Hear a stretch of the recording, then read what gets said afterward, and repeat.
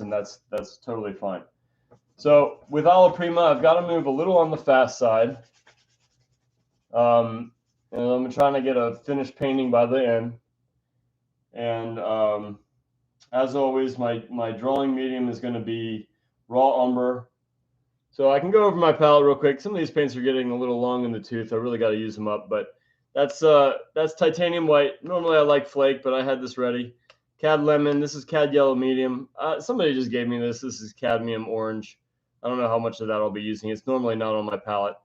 This is cadmium red light. I actually don't know what that is. Again, it's another thing that somebody gave me.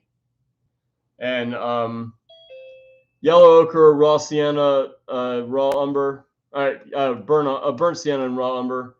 This is a chrome green that I had. I don't know why, but it's on there, so I'll just try to use it in some capacity. Sap green, ultramarine blue, and ivory black. And so if I feel like at any point that hey, that would be a cool other, color to add, or I just feel like I'm missing something, then I'll go ahead and do it. But I think that'll pretty much do what I'm asking it to do. So right now I've got an image that I bet I could share. Let's see if I can just pull it up real quick, and then you can take a look. Where would I find my drive? There it is. Oh, it's not recognizing my. There it is. It wasn't recognizing my face for a second.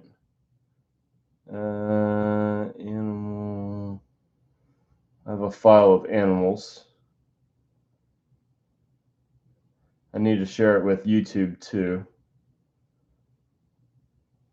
There it is.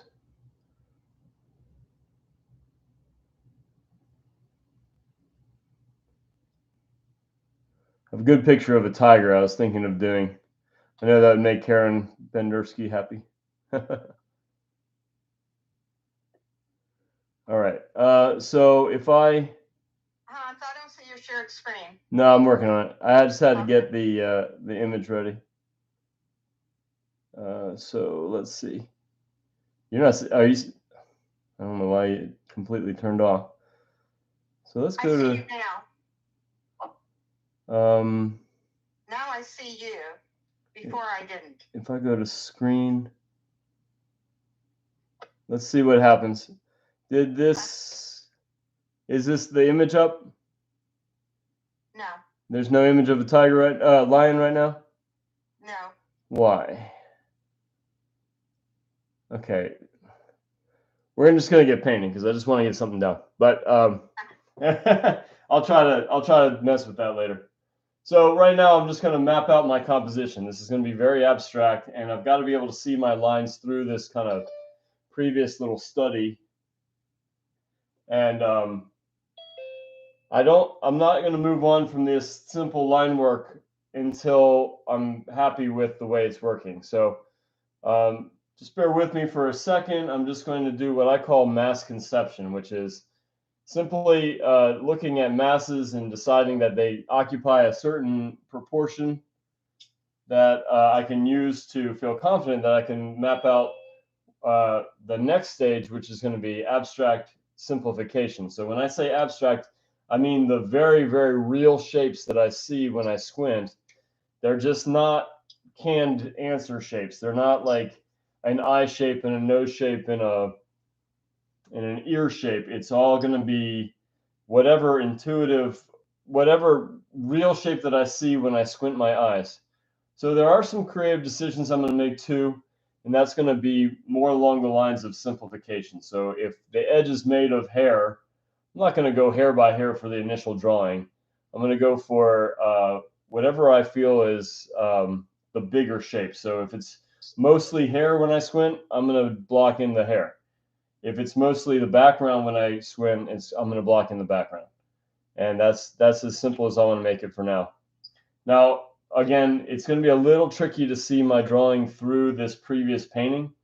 And so you might just have to bear with me for a little bit. And right now I'm just kind of mapping out my proportions. So there may be a few little adjustments to make before I really get into the meat of the painting, because I just wanted to fit just right. the image that I found, I wanted to crop it in so that we really kind of have a blow up of this kind of portrait head. And I'm thinking of not just the sort of abstraction, because again, if we fall back into just kind of preconceived notions, I might straighten up the head. It's got a slight head tilt, and I want to capture that right off the bat. I want to feel like the skull is creating an angle work that I can use to really feel like everything turned with the skull. And so again, it's just kind of intuitive shapes, not what I think a lion looks like, especially because I don't really have preconceived lion shapes in my head.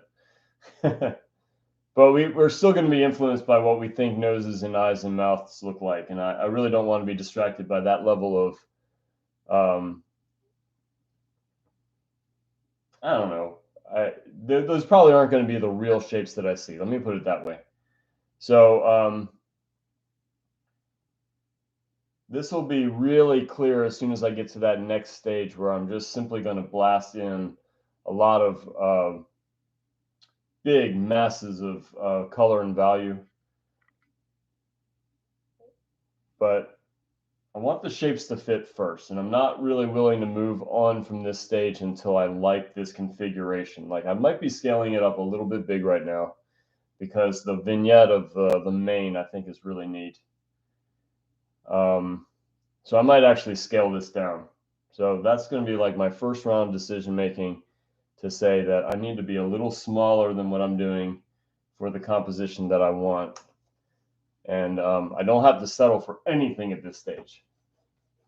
This is where I really plan a design for just the collection of raw shapes that, you know, it's going to be the very first thing people see when they look at the artwork. So this is not an unimportant stage, but it's also not a stage to make it look like the final product yet.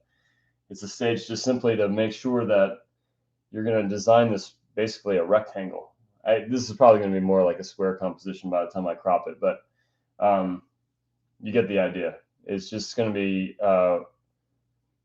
just a simple design of lights and darks and color. That's going to be people's first impression. They're not going to see detail. They're not going to see the glint in an eye or anything. They're going to see this collection of contrast notes, and they're either going to be invited in to see more, or they're going to walk away and see the next painting. And so I feel like that's very true when I walk into a gallery. I don't really change my mind after that first impression. If I really didn't like it on the first impression, whatever I see next is going to support that. And if I did like it, whatever I see next is going to validate that I really, really liked it. And I think that's going to be true for most people. So I just scaled him down. You saw that was pretty easy. And now I'm going to have a lot more room to do the vignette that I want to do with the mane.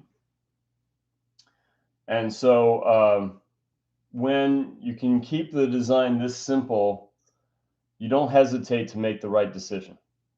If I had detailed eyes and detailed nose and then realized that I didn't like the composition, I'd probably make one of three hard choices.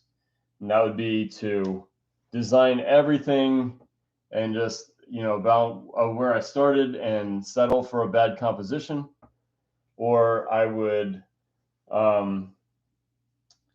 shift these parts that I really like, that I worked hard on, and that's really disappointing. Or I just, you know, well, I mean, those are really the two main choices. A lot of times we get protective of those detailed notes. So I'd really avoid them early on for any subject, whether it's a portrait commission where, you know, you really have to get a very specific design, very specific likeness. This can look generally like a lion, and I'd get away with it because it doesn't have to be a portrait. It doesn't have to be a specific lion. But some commissions really have to be really that person, not only that person, but the kind of flatter version of that person, like where you really want to make them look extra good. And that's just not the case here. I can do whatever I want with this painting. So I like this new design better. I like these negative shapes. And every shape that I add is going to be another drawing note. So I'm going to stay abstract for a little while. And yeah, I have enough space for what I want to do. I still am a little bit on the side of it shouldn't expand anymore. So if my decisions are to add that next node of detail or that next stage of complexity, my choices are going to be to cut rather than add. And so that's establishing a creative direction. And sometimes it's the other way. Sometimes all my decisions are going to be to mostly add. In fact, when I do figures, I start with a gesture and I try to do the skinny version of shapes. So if I'm getting that arm in, it might be a skinny noodle for a second, because that's just going to tell me that it got me a length. It got me a position where it like connects to the body in certain ways, plumb lines, or even sometimes like a hand will connect to a hip or something. And when it accomplishes all of that, then I can build the musculature on top, working from simple to specific. So I intentionally make those shapes too small. And I don't really have any anatomy in there yet. It's just kind of a noodle. Just like some of these shapes were just kind of, here's a triangle, here's a kind of part of an arc of a semicircle. You know, these aren't lion shapes, these aren't eye shapes. They're not anything other than these real relationships that I see on the simplest level possible. And that allows me to paint just about anything from observation. You know, sometimes you win some, lose some. It's not like everything turns out, but it's a strategy that has really worked well for me over a long period of time. Just trying to, so those real shapes, those abstract shapes. And yeah, we tend to think of abstract as like I would rearrange things or distort it or anything. That's not what it is. I'm squinting and I'm capturing shapes that are not, you know, indicative of the subject, but more of the real connections. And so I like how this is developing. Notice that I had an outline there, but I got rid of it because it didn't belong. When I squint it, it practically disappears. And so I'm letting it do that on this painting too. And so again, I'm going to show the image. I just struggled to do it within a timely manner. So we will do that. We'll share the image and you'll see what I'm looking at. But I'm pretty happy with the way these shapes are developing. So yeah, that does look like a nose and that looks like an eye, but isolated, maybe not so much. With that little V there, I think you'd assume that, but just because it's the abstract shape that I'm seeing doesn't mean that somebody couldn't take a really good guess as to what it is. It just means that that's uniquely what I see in this angle, in this scale, in this negative shape in between the shapes, with this consistency to the angle of the tilt of the head. So like this section of the muzzle to here has the same-ish angle as from here and here. Now I could say that I'm looking right at them, so these features are a tiny bit closer than here. So in perspective, maybe this angle is a little steeper than this, which is a little steeper than that. And then I have a tiny bit of perspective. But I think with distance this small, that's kind of a minor consideration. So I don't really worry about that so much. Again, if I capture the abstract shapes, I've captured everything that I need at this early stage. And it's going to be justified by smaller shapes that kind of connect dots. When I turn that into an actual eye instead of just what I see when I squint. So the next stage is not again not drawing the preconceived notion of shapes. It's just going to be squinting and looking at color relationships, value relationships, and it's going to go just a tiny bit more, you know, just a little bit more complex. And I'm going to use a great big brush and cover a lot of ground. So if I don't like it at that stage, then I go no further and I make adjustments. I'll be able to see these relationships a lot better. So therefore, you know, again, I really rather not have anything too accurate yet, anything too busy or anything too refined. It's going to be so that I can make a lot of really good decisions without feeling like I lost anything. What'd you say? Oh, thought I heard something.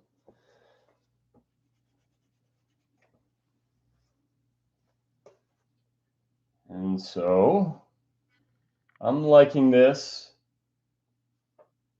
I like, again, I'll share the image. And now the the acrylic painting of a nose that I had for a demonstration many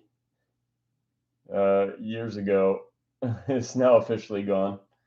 So the drawing had to overpower it. Sometimes I'd keep my lines a little bit lighter than this, but with umber, you don't really have to worry about that. Oils, I'd rather err on the side of dark anyway. So I'll talk about a lot where I'll make this kind of choice. If I were to err, it'd be in this direction or that. So my preferences are to err on the side of too dark for the dark shapes that I see. So that includes shadows, but it also includes inherently dark things like eyes and noses. Whatever I kind of categorize as light versus dark. So I'd rather err on the side of too dark and too low color, too low chroma, the purity of color. And then I'll balance that to midtones that are, if I'm going to make an error, if I'm going to make a mistake one way or the other, it's usually going to be too dark and too colorful. So we're going to go too high chroma and a touch too dark. And sometimes when I think it's too dark, again, I'd rather err on the side of that direction because sometimes if you don't exaggerate, you fall short, especially when the ground is too bright and you think that these are dark and they're really not. So again, I'd rather err on the side of too dark. And then the highlight values really read quite well against those dark middle tones. They're going to desaturate the color. So if the color was garish, no big deal because you desaturate with the highlight. You don't have to go to pure white because of that deep value that it reads against. And you still have white in the back pocket or up, that trick up your sleeve if you need to have one value that's just a little bit brighter than the rest. So here's some drawing notes. These are some mid-tone shapes that I'm not really going to bother doing much with. They're just to kind of justify these big spaces. If I see a shape in there, if I give a little note to how it fits, then I can feel a little bit more confident when I do the next step. These are going to get obliterated. So it's not anything I'm going to spend too much time on. But if I can feel like they're working, then this abstract level, I feel like is working pretty well. So here we go. I'm going to take a big old brush. This isn't quite as big as I always go, but this is a number 6 filbert, and I could definitely go brighter than the bigger brush than this. But let's err on the side of too colorful and a touch too dark. And I'm going to blast in a lot of these mid-tone values. I'm going to throw a little green in there. I have a lot of red. I'm going to throw some umber in it because I don't really want a whole lot of color chroma. But this is probably going to be a little bit too rich in color. And again, I'm going to scale a lot of this down. And really anything that isn't, ooh, that was a mistake. That's okay. Anything that isn't one of the shadow values is going to get these this just big block in. It's not going to be anything that I'm going to call realistic yet. So I've got big fields that I can just cover ground. I'm going to keep it kind of thin. I don't really use any solvent, but most people do. So this, if you're using solvent, this would be a great time for it. I don't use solvent. I do use some black oil, which is cooked leaded oil. And by leaded, I mean I cook lead into it. And yeah, don't drink it. People get terrified of the word lead. It's something that I'm very careful with, that I keep out of my bloodstream, and I do get tested from time to time. And so far, so good. So just be careful with things that are toxic. But the other things that are super toxic would be cadmiums. Cadmiums are a metal that really interfere with a lot of well, it's super toxic. It interferes with receptors for, you know, the things that actually belong in your body, and so it blocks it, and it's really really bad for you. So don't chew on your brush. Don't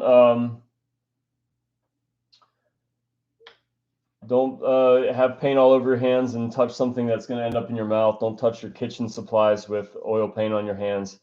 A lot of people wear gloves. I used to. It's just I didn't. So it's still pretty good practice to do that, even though I'm not doing it right now. But be a little careful with your art supplies. They're generally toxic. Just always assume that they are.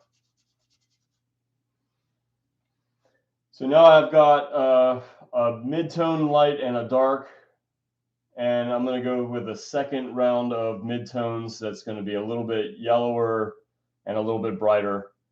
And it's still not going to be highlights yet. I want them to really be able to read against something. So if I key it too dark, no big deal, because I can really do something about that quite easily. I'm going to not paint into where it's mostly background. I'm going to paint just the solid shapes that I see when I squint. So I call this abstract simplification. There's nothing new about the idea of squinting and painting what you see, but I really emphasize the abstract nature of it. And so if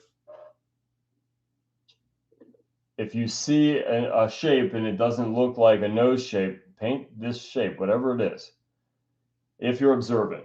And again, I love the idea of creating things that I'm not looking at.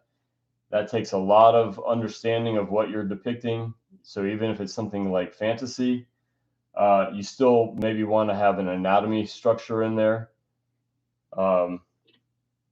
or at least the sense that light is wrapping around this mythical thing that you're painting.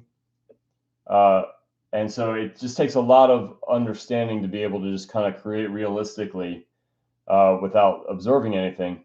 But I feel like I've done that successfully plenty of times, and I still want to, as much as possible, block in the biggest shapes possible so that I can make decisions to break it down further into complexity. If I don't like it on this stage, there's no good reason to keep going. You just correct it on this phase. So you can make a lot of great decisions here that save you a lot of fuss later, a lot of frustration. So I still don't have my bright values yet. These are kind of two levels of midtones. And again, I'm erring on the side of too dark and too rich in color. And I'm going to block in my brighter values and some of the background, and then I'll start developing things like a focal point, like the eyes, and the nose and mouth and things like that. But it's categorized. It's categorized into variations of this fur color and things that are inherently dark, like irises. This is grayer up here. So we're doing midtone by region. Sometimes the subject matter lends itself better to just doing a blanket of midtone light versus a blanket of midtone dark. In this one, I feel like the regions are expressive enough to break it down into three categories of midtones between this rich middle tone here, this grayer middle tone up here, and this deep red middle tone, and then I've got my darks to balance with it. So the last value that I'm going to put in here is going to be the bright stuff. And again, just squinting, painting kind of the simplified version of what I'm looking at. I'm not making it up whole cloth. I'm just squinting and getting kind of close to that squint level shape and then adjusting until it's a little bit better. And again, I'm not going to have to key to pure white because these middle tones are pretty dark as far as the light goes. They read well against the shadows, so it checks both of those boxes. And if I can cover this whole surface in a best guess, then I can adjust when everything's really easy to move things around. And that's, to me, that's fun. This is a really fun stage if you don't put too much pressure on it.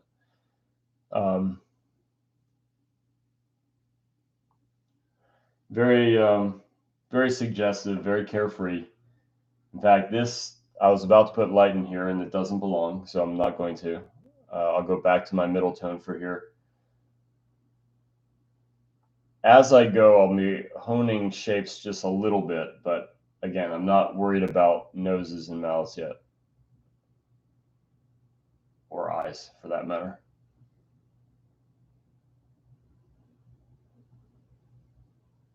This isn't just an alla prima technique. I do this for my really complicated paintings too, my long sittings. And you can go on my channel now and look at stages of this painting that's already taken maybe 12 to 15 hours of a still life. That's quite complicated. And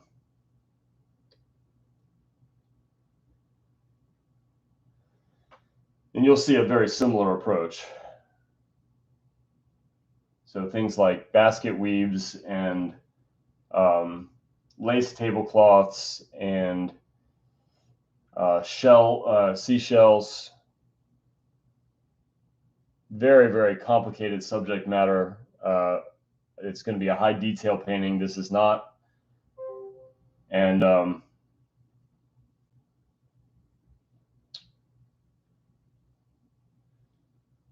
wow, that camera is not facing it very well. Whoa.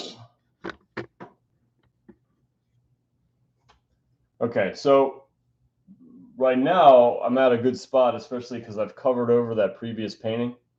I already sanded it and it just really didn't do much. I want you to notice that I'm not really worried about the direction of the brushstroke yet because I'm worried about masses. So masses are volume ideas. The directional brushstroke will indicate the direction of fur. And I'm not quite ready for that. I don't want to be distracted by fur yet. I don't want to be distracted really by anything. I want that kind of creative freedom to move things around however I feel like they need to. So bear with me for a second because that stuff happens pretty quick. That's not anything that I need to worry about yet. Okay, so there's, well, we're half hour in, not even, because I didn't get started right at 9. So half hour in, and we've got a pretty decent basis for this head. Wow, this brush is not good. Well, it's a good brush. It just wasn't treated very well. And so here's why I don't want to do hair. Well, that and I like that creative freedom to move things around. Detail notes might paralyze you from moving them around. And if they don't, you might be disappointed that you had to move all that hard work. So this is that sort of best guess at everything. And it's just that guesses are going to be wrong. They're at minimum going to be too simple. And at worst, they're going to have to be moved around and reconfigured. And I don't have to worry about a thing if I keep it this simple. So I know the creative direction of the painting. I know where I want to put my focal point. That's pretty obvious on this one, but sometimes it's not. I know I want to keep this background fairly thin so that this can really have contrast with thick paint to stand out as quite bold. And yeah, I'm pretty happy with the start. This might feel a little fast for somebody who's hasn't been doing it for a long time, and fast is not the point. With alla prima, you do have to consider time, but this is not the stage to rush. So what I'm doing is not rushing. I'm just keeping it simple, and my guesswork is better than it used to be. Now I can take really big, bold guesses, and they're usually going to be pretty close. And I can usually see when they're not working pretty fast. So I'm liking this start, and that happened pretty quick. But maybe the next painting, my guesses aren't going to quite work so well. And again, on my channel, I've got a lot of alla primas. If you look at the figures, a lot of times the scale doesn't quite work early on, and I will take as long as I need to get the scale, even though I only have 3 hours with the model, and the model takes a 20-minute break or a 10-minute break every 20 minutes. So you really only have 2 hours with the model, and I'm still willing to slow down and keep this stage going until I like it. I don't rush to move on to the fun stuff, to the detail. And again, this is the fun part for me, but it wasn't always. Just like everybody else, you want to get to that fun stuff, the detail, the fur, the eyes especially. But I'm in no rush to get there, especially if this doesn't look right on that squint level. So there's a couple things that I might adjust, and a couple other things that I'm just noticing are kind of in transit. So the nose probably doesn't project forward enough according to this photo, but I am actively shrinking some of this. And so I want to just hold my breath on that correction, because the way I see the connection to the eye, first off, not all of this is nose. There's a little cheek there that has to get a little bit brighter. And the nose extends past the eye probably a little bit further, but I'm going to cut in the eye and cut in the jawline rather than extend the nose out. I don't want to expand the head because I like all this vignette stuff on the outside. So I'm already making creative decisions that, still are a little tentative. When that next shape gets in there, I judge it and I make some decisions. And as this gets more complicated, I'm constantly redrawing, because the next shape just has to fit. And if it doesn't, then something's got to be reworked until it does. And so I really don't like to rush to detail, not to beat a dead horse or anything.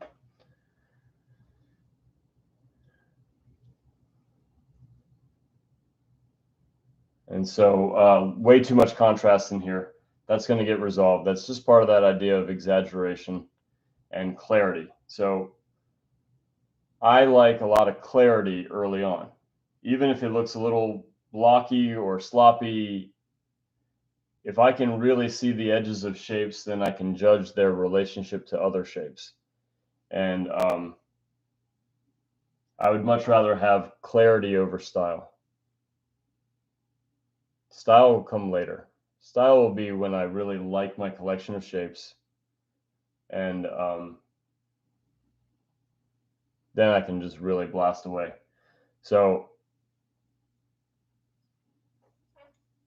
I'd much rather rush the end of a painting than the beginning.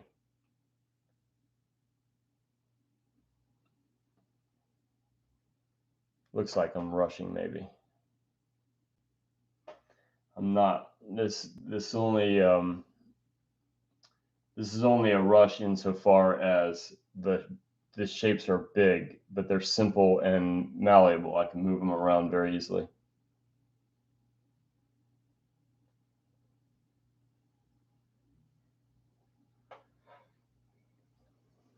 A little too far.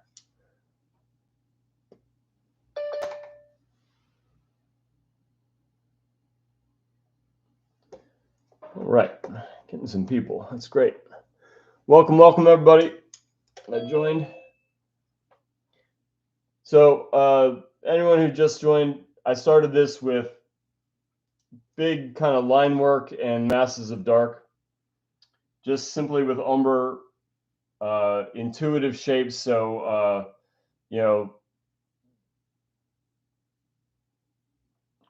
like ovals and triangles and whatever.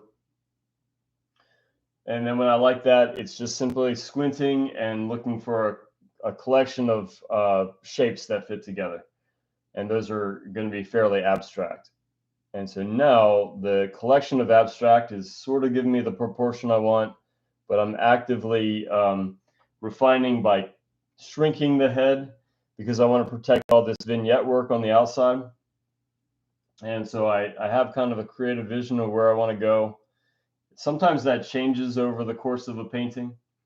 And so I'm going to be always watchful for little moments that are inspiring me to change. So I say it's like I have a conversation with the painting. The painting speaks to me. It tells me kind of where to go next.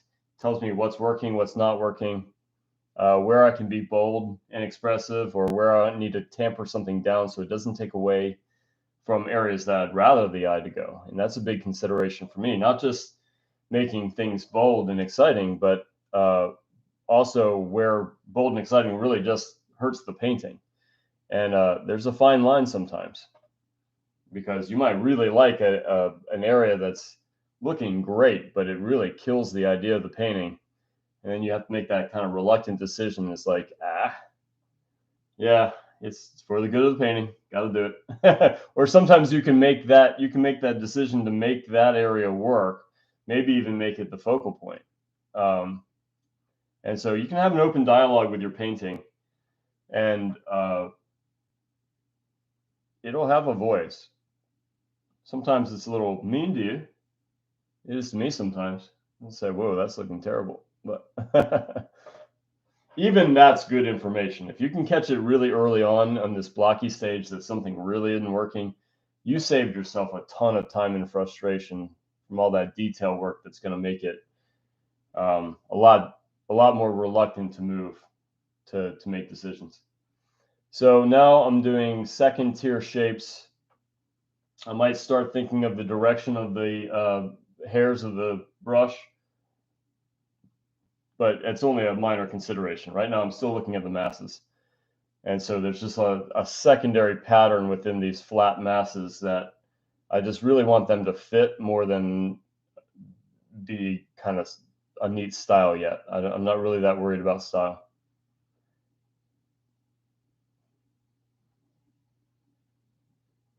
Probably won't be for a little while. And I'm just kind of thinking of little areas where I can be expressive and, thinking of that creative direction of letting it go from a focal point in here to a little bit more abstract as it moves out. Those are all things that I'm weighing right now.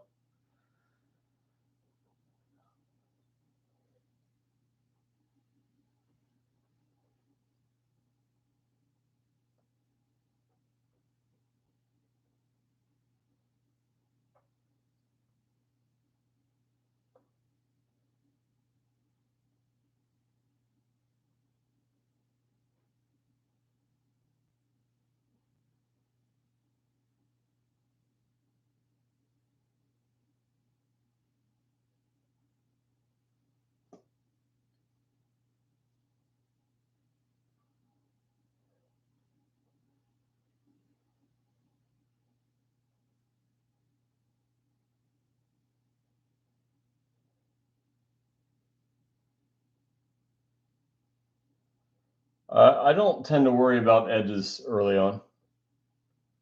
That's another thing that's not going to be for everybody. I worry about edges when I think the blocky shapes are working.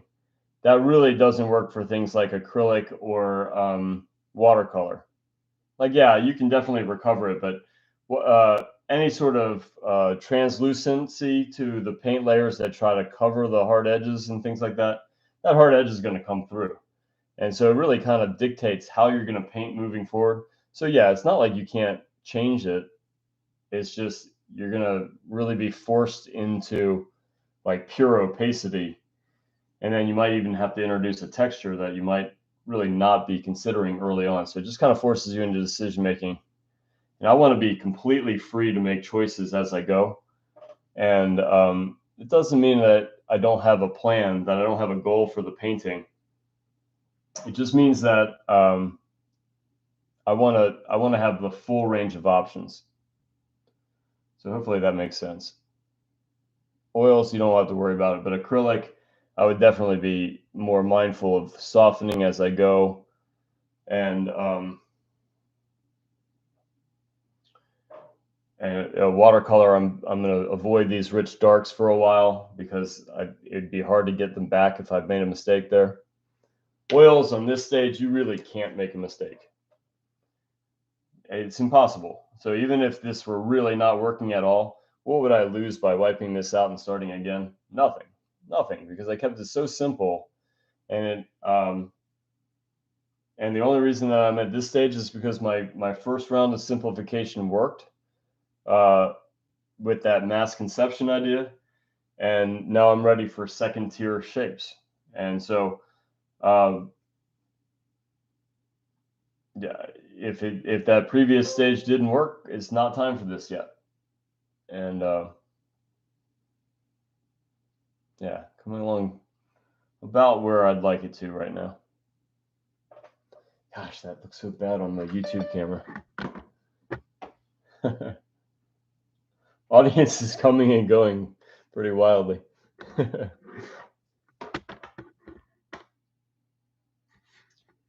Okay, that's a little better. The other camera isn't on. What is that?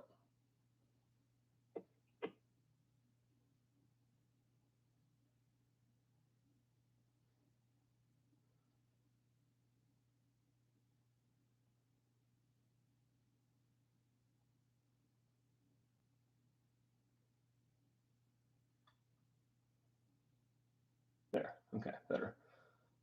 And there's that still I've set up for the other painting. Okay, so we're I don't know, we're about 40 minutes in, and this is a good inflection point. So if I stand back, I'm just gonna do the idea of standing back because I don't really have a whole lot of room to work with. But I have a mirror behind me, so I can look behind me and see it not only from a distance but also reversed. So that's really helpful. So if you don't have a lot of ability to stand back from your work, then having that mirror behind me is really, really helpful. I'm digging the way this is working. I think it's got a lot of potential, especially for trying to invent a little bit of expressive color into here. And I'm encouraged to get to that next stage. So I feel like once the abstract stage works, then I can start honing in the focal point and working my way out, constantly reflecting back to that focal point for every next decision from there on.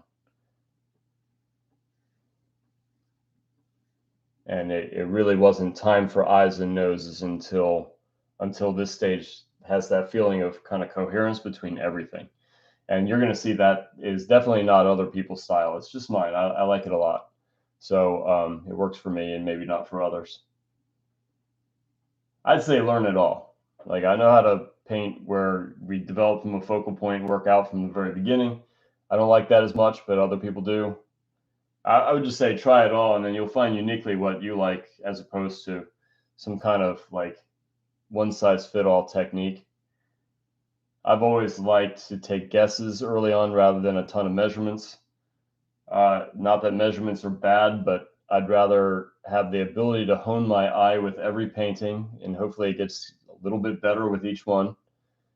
And I also like the idea of just not being beholden to the measurement. I don't want to be a slave to those little fine measurements. I don't want to have to trace photos. I like to be able to paint just about anything in front of me by squinting my eyes and painting the authentic shapes rather than what I think an eyes, nose, mouth looks like.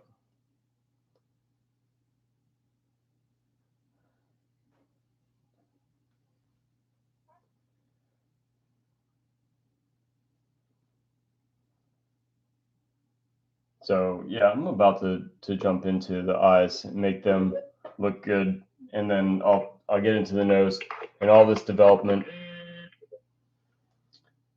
And as soon as that looks like it's in a good space, then I'm going to hop over to this whole circle here, and this is just going to be wisps of almost single brush strokes, just a hint of hair going over the sort of this dark shadow.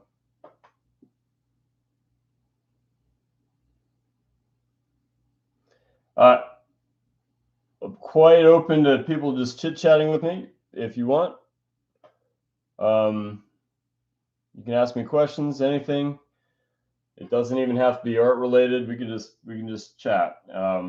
This isn't necessarily a kind of a step-by-step demo. I'm happy to talk about everything that pops into my mind as I'm painting. But yeah, one of the inspirations for taking a break from that long still life that I'm painting is, for one, it's starting to get into some of the boring stages of that still life where it's going to be a lot of little nitpicky shapes.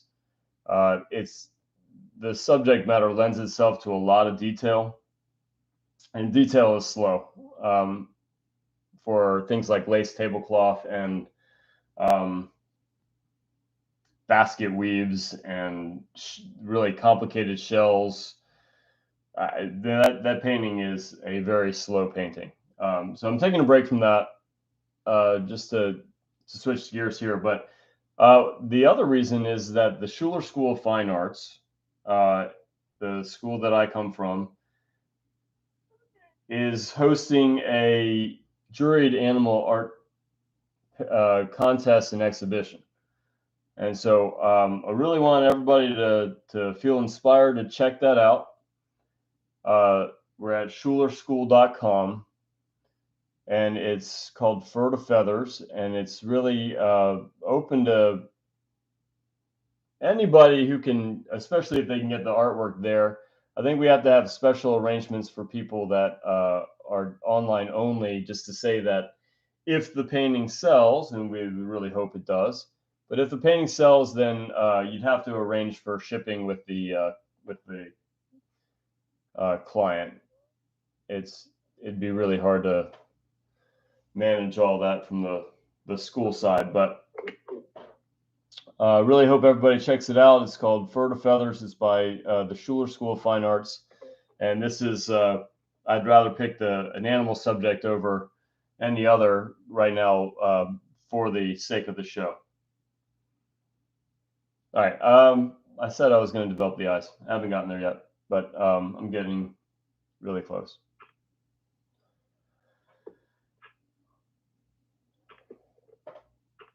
Structurally, I like how it's going. There's still patches that need a lot more, but you can see the rapid nature of these big blocky shapes that, yeah, there's things that are missing, but not by mistake, just by having gotten there yet. I am very open when I make a mistake. I'll tell everybody. It's like, oh man, I really botched that.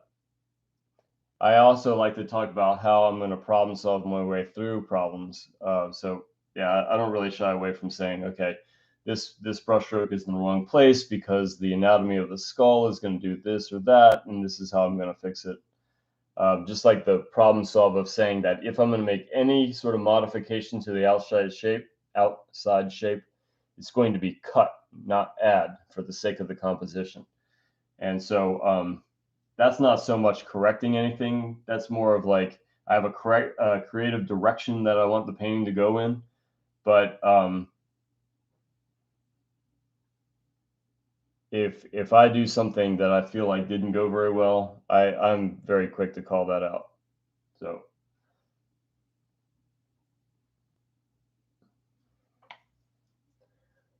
okay, This little area right here is a tuft of kind of like chin hair, and I'm going to make it artificially too dark and too gray for a little while. And the reason is because I'm going to put little wisps of bright fur on top, and this is going to be the dark stuff that's going to be in between those hairs. It's just a little strategy for hair shapes that I really like, that I'm going for the dark version to superimpose bright hairs on top. So it did its job as the abstract shape. That was the value that I saw when I squinted. And now I'm going to do this next little thing just for the sake of strategy.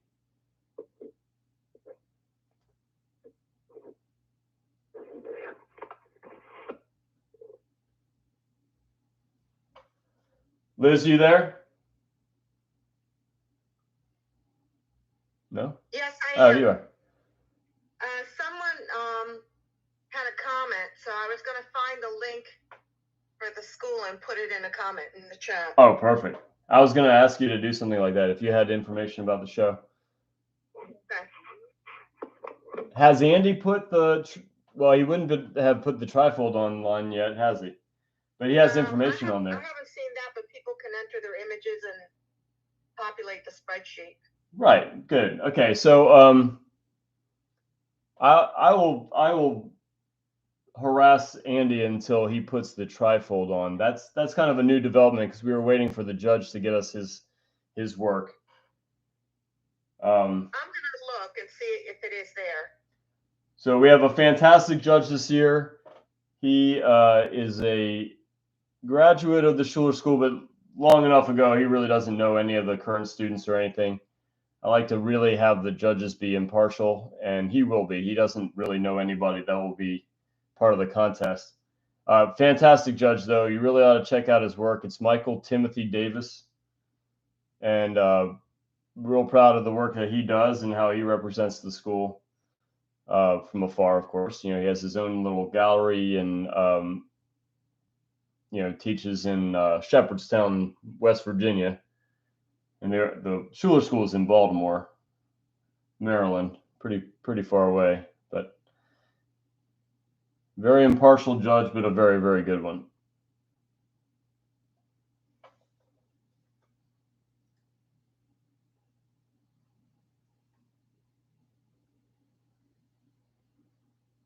All right, let's get to those eyes. See just little shapes to develop. But yeah, I'm going to get into those.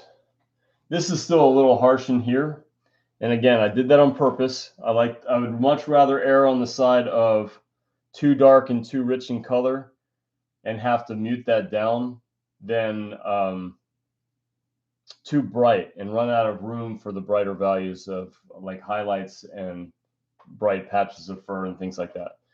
So by design, this rich red has to be desaturated, but it belongs in small areas.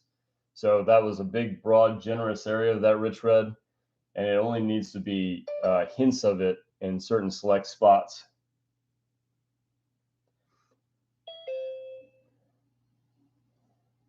And really, so glad you all joined me.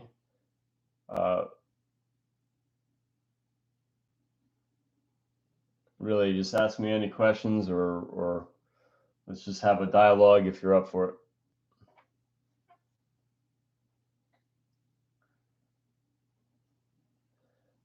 And the person that I muted, I didn't get the chance to see who I did it to, but I only muted because there was like a TV going in the background. No offense, but yeah, if you turn that off and want to talk, please do. It wasn't it was nothing personal.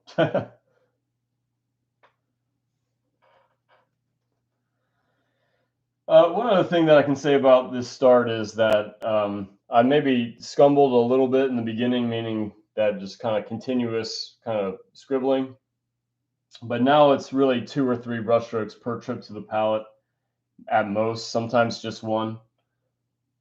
And it gives it a freshness. Definitely not a rule, but you got to bear in mind that we're making marks with hairs on a stick. And so with those hairs on the stick, it's only going to hold so much. So when the paint runs out of juice, when the paint is there on the painting instead of here on the brush, then it's going to stop being thicker than that previous layer. And that's when it mixes. When it mixes in an unconscious way, that's when you make mud. And so I avoid making mud by going to the palette quite often. Some people swish their brushes in turpentine or Gamsol or whatever, and that's perfectly fine. I don't use solvent at all because I'm used to being in a studio with somebody that can't be around solvents, and I developed my habits based on that. But I really like this feeling of brush strokes, of small little drags of paint that are very intentional in their color, their direction, and the length of the stroke. And that gives it a lot of sort of strength and body. And so I'd much rather stick to 1 or 2 brush strokes, maybe 3 tops. So I said 3 before, but it's still really early. I might end up being going, 3 right now, but then 2 and 1 later, as not a rule per se, but probably more times than not.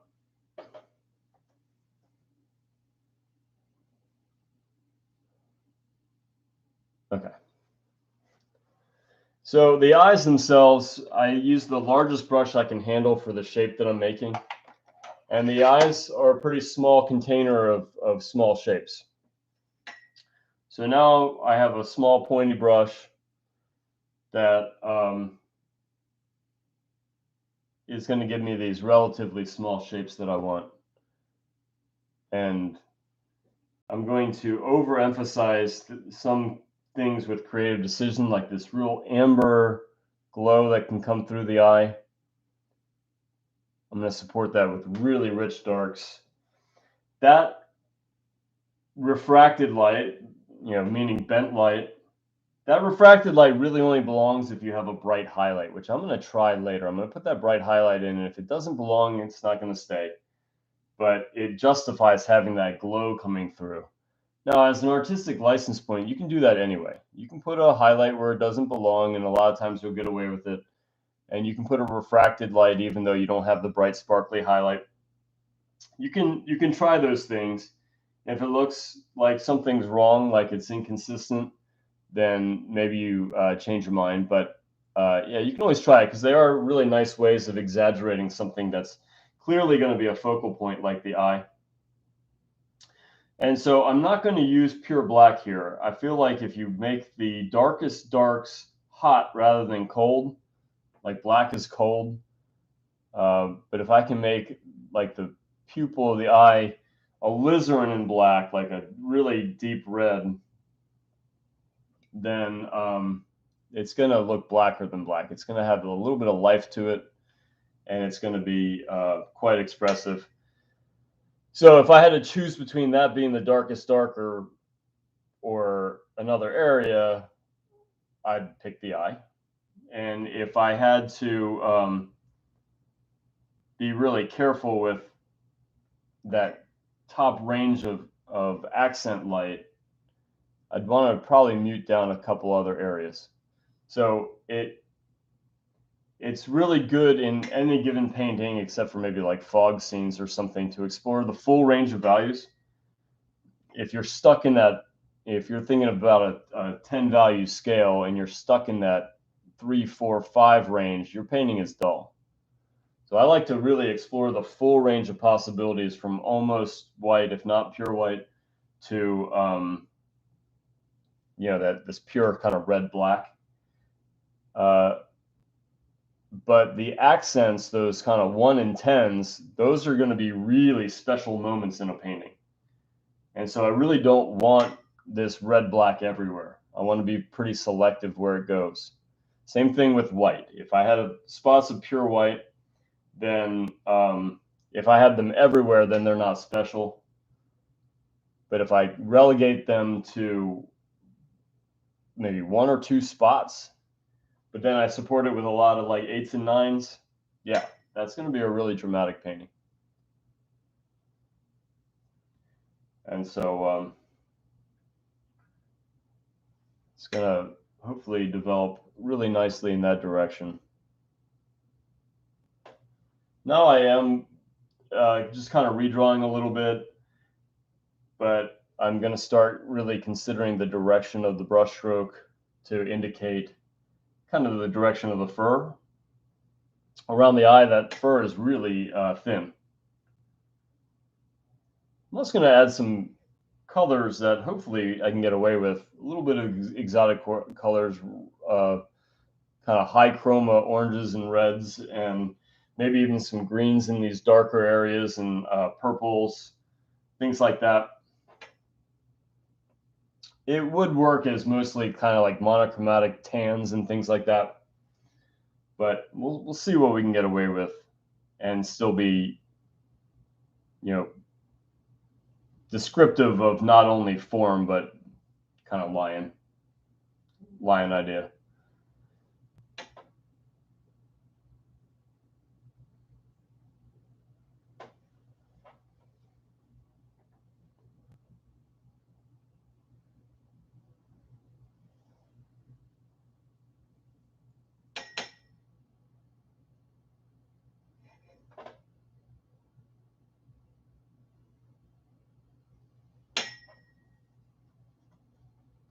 I'm probably going to end up toning that down.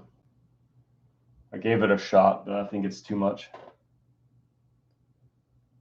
One thing that I would say that, so I'm telling you that I don't feel like what I just did worked, and you'll see that I'm not getting rid of it right away, is because I'm just going to live with it for a little while and just keep picking apart the areas of greater need.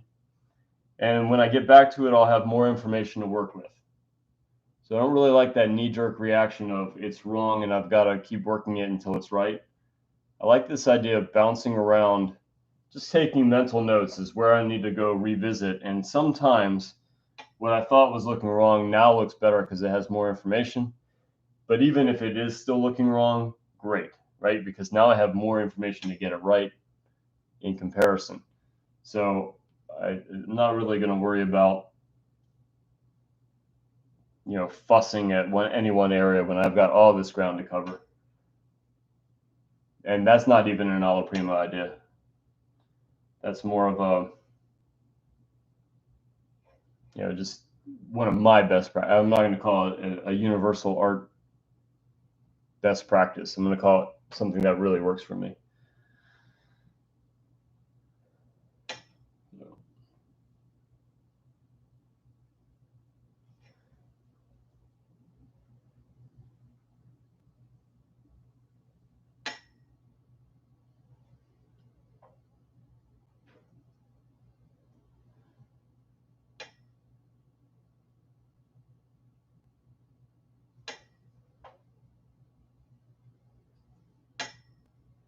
So I probably could switch back to a bigger brush as I get further out from the eye. I'm not done with the eye yet. In fact, the shape isn't quite right. But I just took a small break from it, and I'm going to get back, and I'm just going to build a little bit of contextual work. And it's not just what I was saying before, but it's also because I just need a little bit of a break. It's a little bit of eye fatigue. And if I just keep hammering away at the same spot, I might get frustrated, which hasn't happened yet. But I might also just kind of get so kind of locked into these shapes that it gets kind of out of harmony to the rest of the painting. And I do feel like that eye grew a little bit, and I don't feel like I have much room to cut from underneath. Maybe just a tiny bit. So it's going to be mostly cutting from above with that this eyelash here, and I'm going to soften the edge as I go. But again, I'm going to take a small break from the eye and just keep building this periphery until I like that, and then I'll get back to the eye and back to the rest of the painting.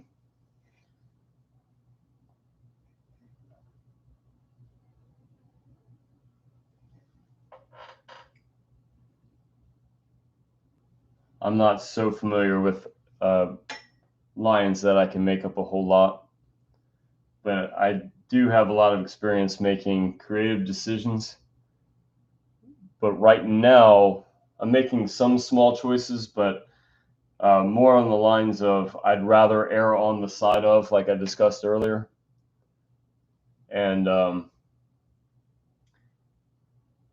creative decisions are going to come after I sort of copy the painting. I'm not beholden to it, but I don't know enough about lions to make up too much. And so I'm going to copy the photo, at least for a little bit, until I'm ready to say that, okay, it's resembling the photograph enough that I can kind of go a little bit wild and do some funky stuff.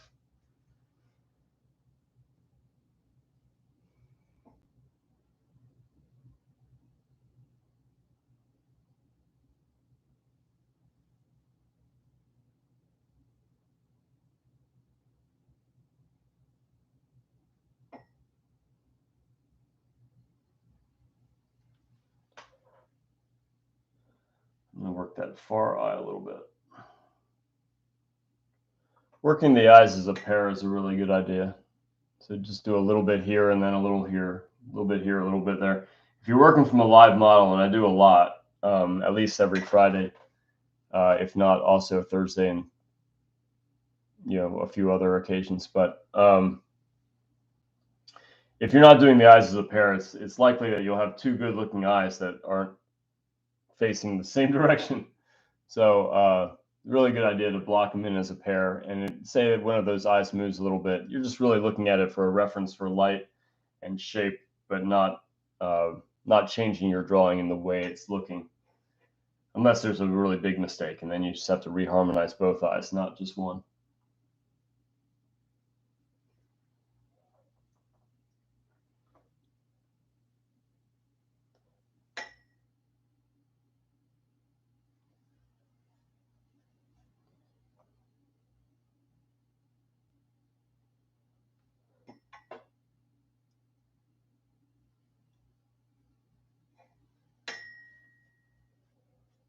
Okay. So, what's that, Liz? Are you recording on Zoom? Oh, no, I forgot. Okay. I'm recording on YouTube. Okay. Now I'm recording. Recording in progress. Thank you, Liz. For some reason, I just, no, I know the reason. I just put my kids down to sleep, and then I was going to try to get, my mother said there was a Vistaprint sale, but the code didn't work. So I was fussing with that for a little bit. And then I had to set up palette and double check if this is truly the image I wanted to paint. So I looked at some other options. I put the trifold in the chat. Awesome. Thank you.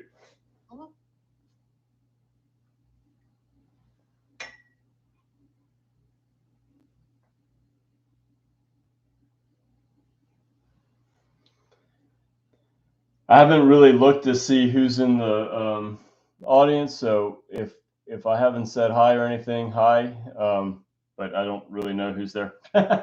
So if I normally have a conversation with you, I'm not ignoring you. Just got into this.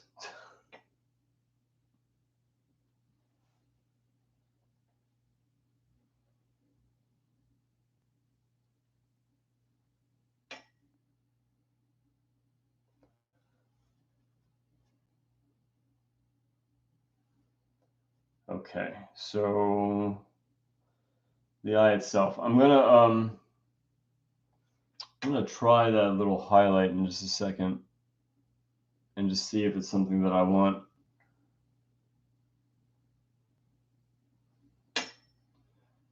Let me just clean this edge up just a tiny bit. Still not really that concerned about edge. I was just more of like the idea that I wanted to trim that corner to come up slightly. It still needs to come more, but really not concerned about the edge yet. Edges are super important. I'm definitely not downplaying them. I just feel like the time for edges is better after these kind of blocky shapes work, because edges are finesse, and I'm not ready for finesse.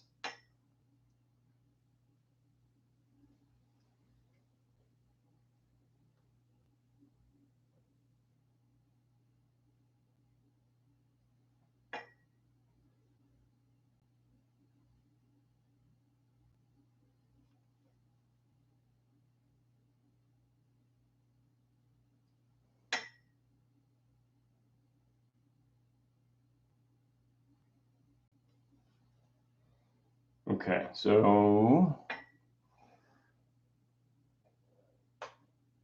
little refracted light. I had it, and I wanted to make the eye a little wholesale darker. And now I've got to reestablish that pupil, and I'm going to put a little dot of light into it, and we'll see what happens. I'm probably not going to do anything about it, even if I feel like it's not working.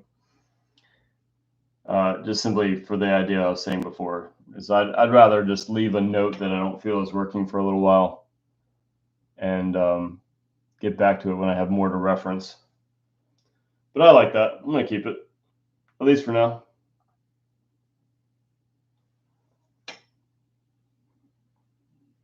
It's not in the photo.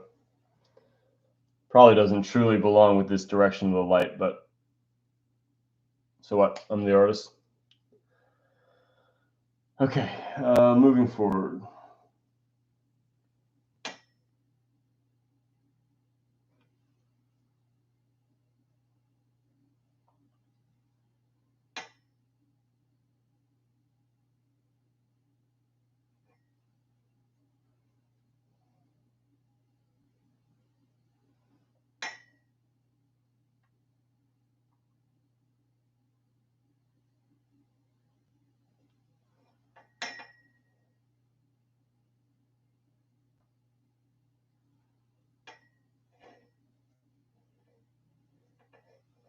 All right, so what? We're a little over an hour in.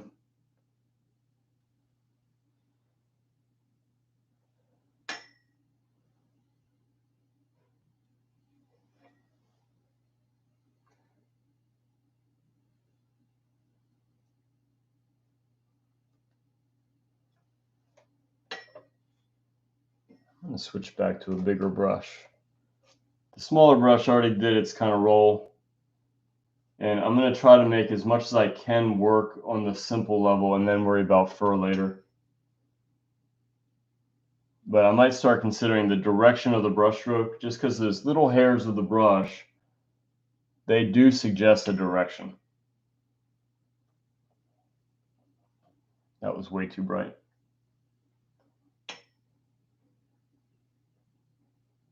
Better.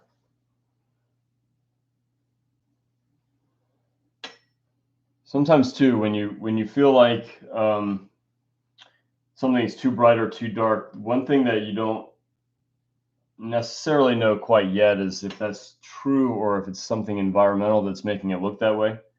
Sometimes you're going to have something that's really dark on your palette and you're putting it down and it looks bright because of the context, and you just kind of have that feeling in your head that, you know, it's dark enough, it's got to be. Well, that could be a problem with the lights around it. And I think you need to take that voice seriously. That doesn't always mean that you're right, but it just means to stop and check to see what the other options are and what their impact would be. Like, say, if I go darker here, what's that going to do for my range of darks, or the range of chroma, or focal point, all those considerations. And it seems like it's a lot to think about at all times. Well, it is. But the thing is that decision making gets more and more natural. And the way I like to think about it is, if you had to write down step for step everything you do to tie your shoe, it's a pretty complicated process. Or if you look at children trying to learn to walk for the first time, the mechanics are incredible, but we take it for granted. Or driving a car, how incredibly complex it is to think about all the different things that you would have to get right, but we don't even think about that stuff anymore. It's just kind of the natural way we do things. So the more of these things that you can consider simultaneously, as if they're just kind of part of the instinctual way you think, the better. And that only comes through experience. That only comes through hard work. So I can tell you every one of those little thoughts that I'm thinking, but until you've done them and heard them enough that, like, it's almost, you don't even think about it anymore, then that's when you're cooking. That's when you have so many things going on in your observation that you're, first off, not just completely paralyzed by all the many little tidbits of information. That happens in anatomy a lot. But also, too, is the you're not going to miss a whole lot because it's just, again, it's just so instinctual. That's experiential learning. And I'd say all of art is experiential learning. It's not book learning. You can get a lot of really cool insights from books, but until you've practiced them and done them and they become natural, it's only so helpful. So when I drone on and on about like the myriad of things that are going on in each brushstroke, it's all pretty true, and some of them are just kind of duh, but duh to the point where it's a consistent point of mistake because we're not thinking about it. We're struggling with all the other stuff too at the same time.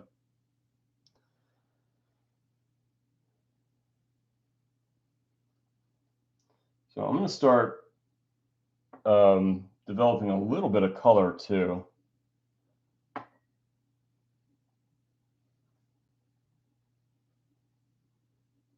lot of times my color has less to do with actual kind of named colors, more to do with just simple relationships of warm and cool according to the light source. And so if I'm thinking cool, I might be thinking blue or green, but not to make it blue or green, just to simply get some color variety and just to say that if it's warm light, it might end up being cooler shadows or vice versa. And then what are the potentials? So, you see a lot of really cool paintings that have wild colors, colors that you wouldn't think would belong, but because the system works, those colors work, not because those colors are actually there in the, say, lion or portrait or figure or whatever you're painting.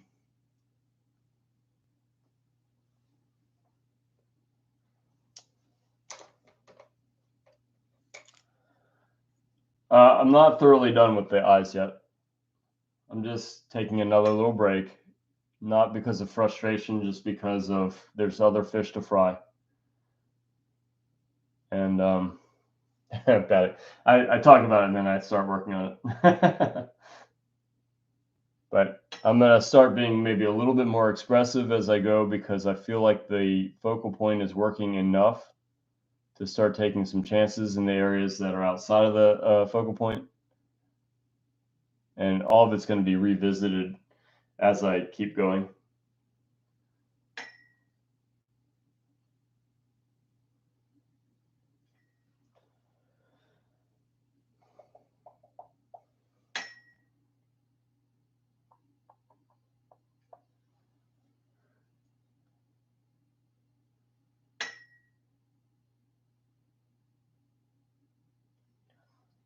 Might put a little spot of hot pink in there. The border there is green and blue. It probably doesn't show up on the camera.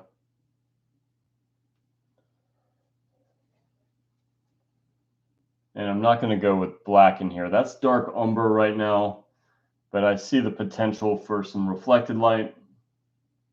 So I might go blue or green for that. Bouncing off this relatively cool fur near the mouth. And that's going to break up some of that warmth.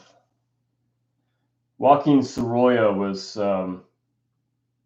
he's the artist that I use more than anybody for ideas of color use, simply because he had a really great system of warm and cool. Like you'd see him almost automatically switch from warm to cool to cool to warm to warm to cool to cool to warm. Every time he's shifting from light to dark, he's also shifting in color temperature. And it's just so systematic, but it works. And I really like that. So I don't follow rules really that kind of rigidly. I have the things that I like better than others, but they're always worth considerations. And I like his system of automatically switching from warm to cool as you switch from light to dark.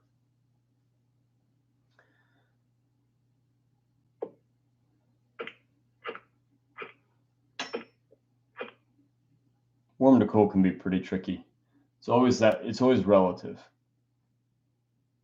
Daniel Green kind of oversimplified it a bit, but it's a system that is a good rule of thumb, saying that the more yellow there is in the color, the warmer it is, and the more blue, the cooler. I find that not always terribly true, but yeah, if you're looking at oranges, the more yellow that's in it, it's going to be a warmer orange than the more red that's in it. And then with, purple, the warmer it is with red than with blue. So it works on that blue level, but not so much on the yellow level. So it's a little oversimplified. It's still pretty good to use. I just say that it's relative. So if you have raw umber and you put it in a context of blues and blacks and sometimes purples and whatever, it can look very warm. But if you put it into a context of warm colors, it can look very cool, like almost like gray. And it always depends on what's reading against it, and in order to do that, and the very fact that you can have cool yellows and warm blues, that kind of negates that oversimplification anyway. But it's good to have the simple version, and then you can consider it as you look at the complex stuff. So I don't have a problem with his definition. What's that? So that was Joaquin Sorolla? Joaquin Sorolla. Joaquin? Chim, I think. Joaquin. Sorolla. Okay. I actually don't know how to spell his first name. Right, Sorolla is Sorolla. Yeah, okay. Somebody was asking on chat. Yeah, so Sorolla is really great to study. Just look at the color uses. Sailboats, those sails catching light. They're really amazing. Like women on the beach with their white dresses, catching the blue of the sky, catching the sun, catching the reflected and refracted light. It's really amazing.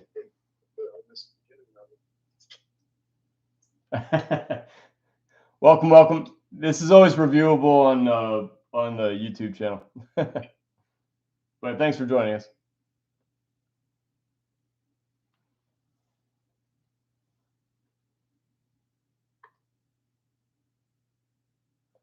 All right, so haven't done a whole lot with edges yet. That's coming. I'm going to keep honing some of these shapes, and then I'm going to go pretty, flippy brush strokes for just that kind of hint of hair. I want to get into the ear. Right here in the chin, I'm going to put these bright notes on. So right now it's artificially dark and gray because I want those to read through the hairs. I'd rather superimpose the hair than to paint around little tiny shapes of hair. So that's just kind of a little bit of a strategy, whereas almost everything else is based on what I see when I squint. I blocked it in that way with squinting, and then I made it darker and grayer for the sake of darken, just flipping little shapes of light over it. And hopefully I don't need a whole lot of detail to pull that off. We'll see. Again, everything's going to be, we'll put it in, we'll react to it. A little bit of problem solving. Important thing for me is just to keep moving, keep going, not feeling like I have to perfect any one spot. There are some things that I feel like are maybe not quite doing what they're supposed to do yet, and then I just keep moving to another area anyway. I'll just have that on the back burner, and I'll get back to it when I'm ready. But when I do get back to it, I'll have a ton of information to use. So you just have to be willing to live with, when it's not quite right and you're just building general information everywhere. A lot of times it'll end up being better than you thought. And it's not just simply because you're going to build shapes around it, but also too is you're going to maybe take away that feeling like it's wrong. Like that can be a terrible feeling. And so if you can get around the idea of calling it a mistake, I think that's a huge advantage. If you call it a mistake, then it's going to kind of put a stigma to it. But if we're just calling it building information, and you're quite willing to just let the shapes kind of keep developing and moving forward, you're gonna be a lot more satisfied with this kind of early blocky steps when it just takes a little while for everything to harmonize.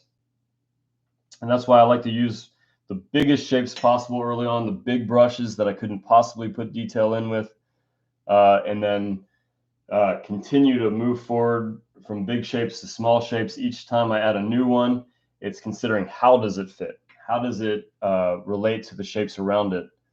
And sometimes that original shape has to alter a little bit to fit that next shape. And that's really fine. It's really great. As long as it doesn't have to be right or wrong. Right or wrong can really be a killer. And this is starting to get somewhat of a style. Like I said, I talk to my paintings in hopefully in my head, not always. But yeah, I have this little kind of dialogue with the painting that there might be a style that develops that I didn't really anticipate. I always start with a goal, but that doesn't mean I stick to it. I'm looking for ways to be expressive, and sometimes the painting kind of suggests something that it wasn't necessarily going for, but I can embrace if I'm careful to look for things that I like, you know. So hopefully that makes sense. Talking and painting isn't easy. So if I'm rambling, it's really tough to talk and paint at the same time.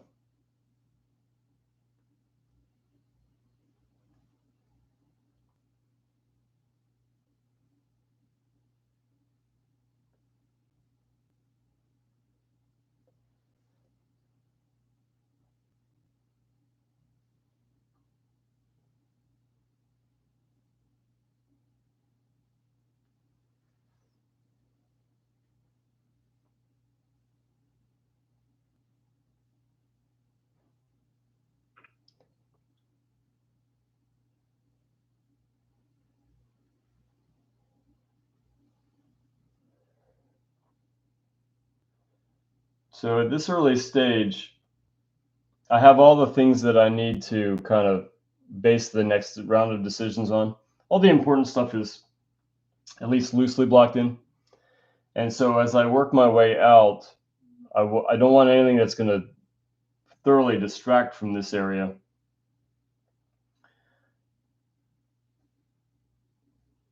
And so that's the pace of it all. At the very beginning, everything was equally important. They're just abstract configurations. I'm designing a rectangle. Then it's nothing's particularly important or unimportant in the next stage either, where I'm just kind of simply drawing what I see when I squint. And if I see it when I squint, that means it's high contrast and worthy of establishing. And if it disappears when I squint, it's not worthy of worrying about too much because it's subtle, it's low contrast. It might be a very important area, but it's important not to overplay it because it's probably a very good reason that it was very subtle. And then I can make decisions from that, breaking it down into 5 values. So here's highlight values, the glancing light areas where it's very bright near the highlights and rather dark and gray near the shadow. Then I've got the rich turning shadow. That's the moment we're not facing the light source anymore, or the direct light source. And then we got cast shadow, where the light is being blocked. And if I get that establishment of the 5 values that describe volume, then I'm ready to worry about making it artistic and have cool little style notes. Sometimes that just develops automatically. It's just not really that intentional yet.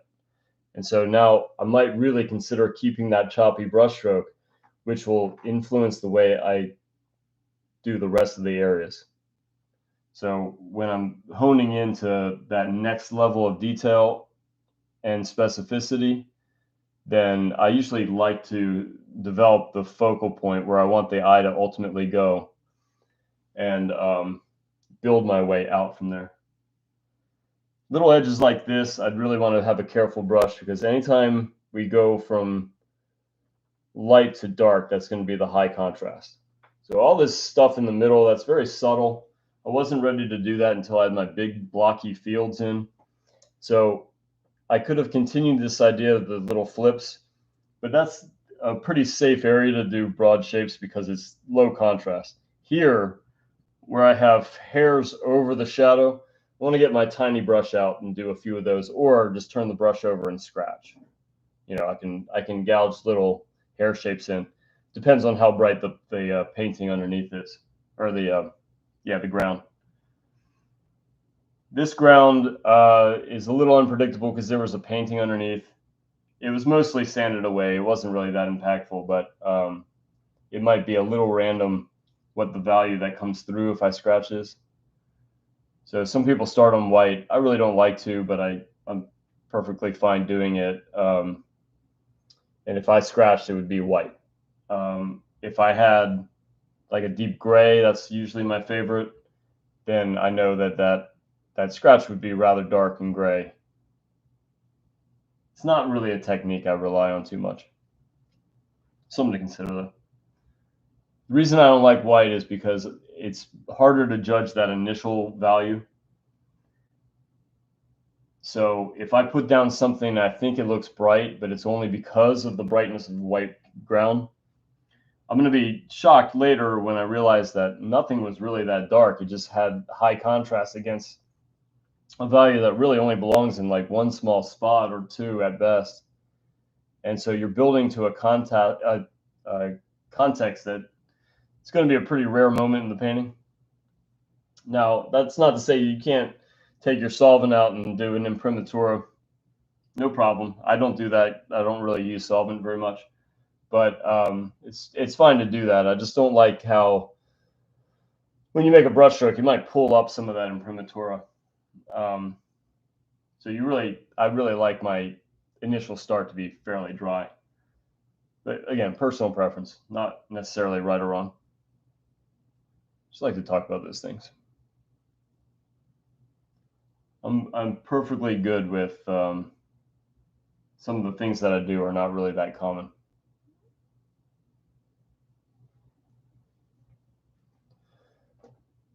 So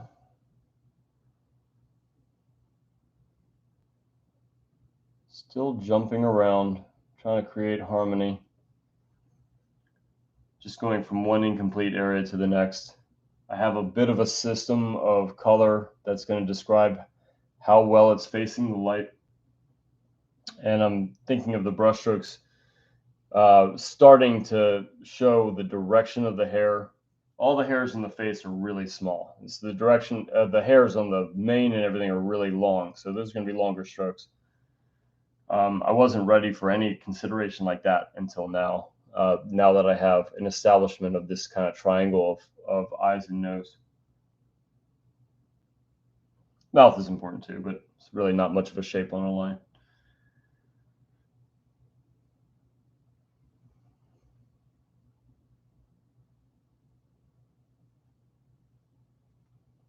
And the reason I wanted to establish this not only as a dark, but also very thin and scumbly is not only is it thin to be able to wisp this hair over top, but also it's an other. This looks light and airy. This is going to be thicker and heavier brushwork, and it's going to create an other. Other is contrast. So contrast isn't just light and dark, and it's not just warm and cool. It's also texture and smooth. It's also thick paint, thin paint. It's also, in other words, texture. It's also detailed and simplified. So the more we can push those little contrasts, after values are pretty good. Yeah, there's some creative wiggle room and there's a small margin for mistakes, but pretty good is a good benchmark. If we get pretty good with the proportions and the sense of light and shadow, the values, then those other smaller contrasts really come into play and can make just a little difference from a good painting to a great painting. And I really like to think about those.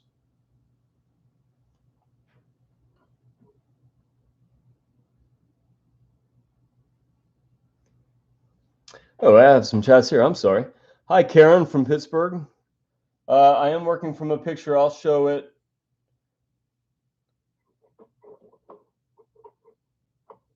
Yeah, Soroya. Thank you, Liz. Yeah, I think imprimatur paint is annoying too. I like my ground to be thoroughly dry. That's a good point, Corey. Yeah, I agree with you. Yeah, you can do charcoal. A lot of people do. I know a lot of really great artists that I really appreciate that do that. Yeah, you just spray it first and let it dry, and then you don't lose it when you put oil down. I really don't like. I like to be able to put oil down first. That was my first step, and that way the paint flows rather than kind of just gets eaten alive by the absorbency of the board. But yeah, charcoal sketch is a good way to do it. This painting was going to be rather suggestive, so I didn't do any kind of preliminary drawing. I just did maybe just a simple mass conception. That idea is just kind of like the abstract version of the shapes that I see and just kind of a collection. And then I'll scumble in some darks. So now I just have lines and darks, and then I'll block in the midtones. This time I did by region. There was redder regions, there was yellower regions, and then some grayer regions, and then the highlight values. And then I started honing in the eyes a little bit, and now I'm ready to kind of branch out from there. I'm going to revisit the eye, but it's good enough for now. And with Alla Prima, there is kind of like if this gets good enough, I'm going to go here. And if this is good enough, I'm going to go there, right? You just kind of almost triage after you feel like the mass collection of shapes works. And then I can just have a whole lot of fun with it.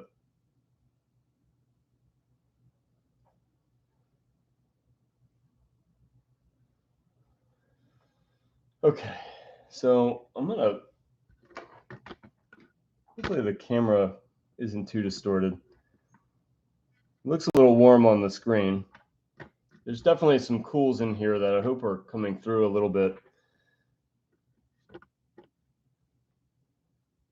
All right, so moving forward, I'm going to branch out a little bit into the periphery. I'm going to start thinking about these kind of flowing hairs. I really don't want to take out a tiny detail brush and do hairs. If I did that, then I'd need to hone this in a lot more. So I'm going to consider this as the benchmark for all of this for now, and I'll change my mind if I need to. Again, just having that dialogue with the painting. And I'm going to squint. If I capture that squint level, then I've met the bare minimum.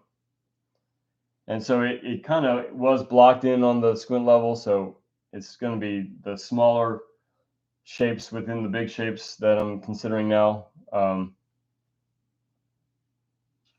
But the style is going to start getting a little bit looser as it gets away from this little area. And again, that might tighten up. I should show the photo for sure. If I share the screen, do I actually have the image up is the question. No, that's the wrong file. Haha, I do. Okay, so here, I'll just share the reference.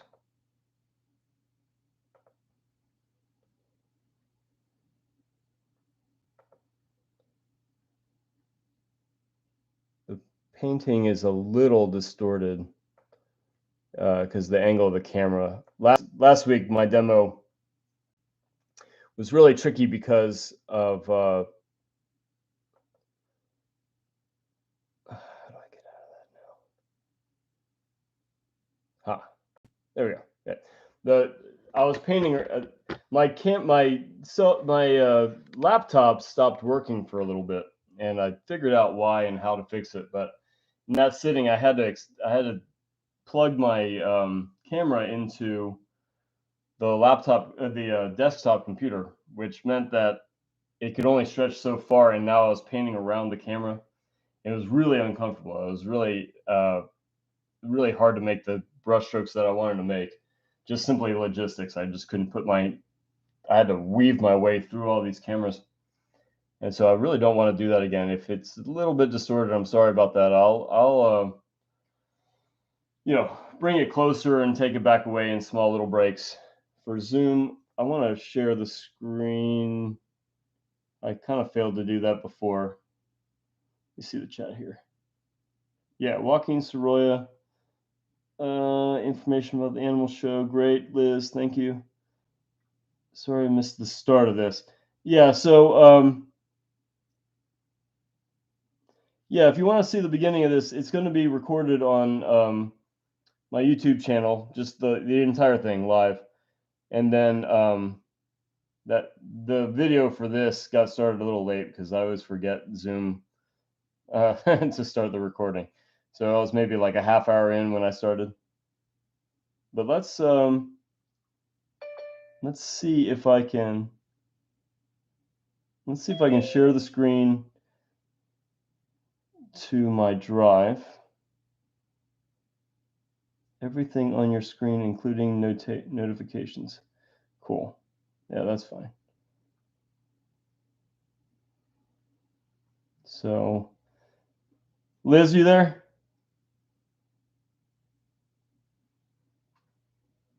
I am. Okay. Tell me if the screen is shifting. No, it looks fine, but No, I don't. If you're sharing, I don't see anything. I'm supposed to be sharing the screen.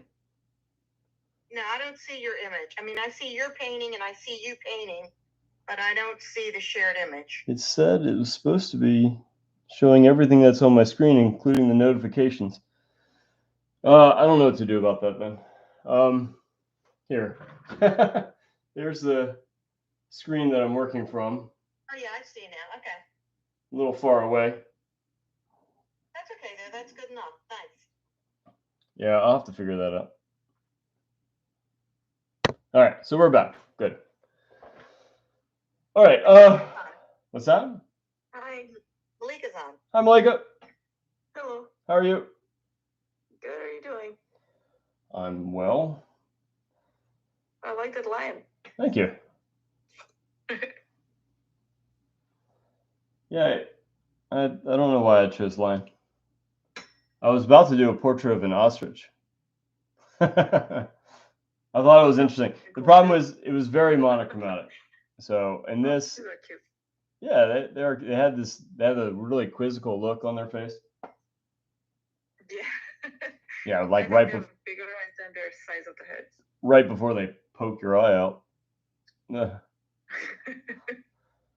I've been poked. Fortunately, not in my eye. Like they'll see anything that's sparkly, and if you don't get your head out of the way fast enough, it could be your eye. Oh boy. Yeah. Fortunately, it didn't happen that way. He got like my cheek, and I was forewarned. I missed your eye. Yeah, it was just decent reaction time is the only thing that saved my eye that time. And I was told ahead of time that might happen, and I wasn't being careful. What are you gonna do? Yeah. I would hope it would recover. But yeah, I had a decent image of a lion. I think this is one of the ones I took a long time ago at maybe Baltimore Zoo, or I don't even know where I was, really. It was in my file of saved images. I photoshopped the background to be a little darker, so I didn't want to be distracted by too much stuff in the background.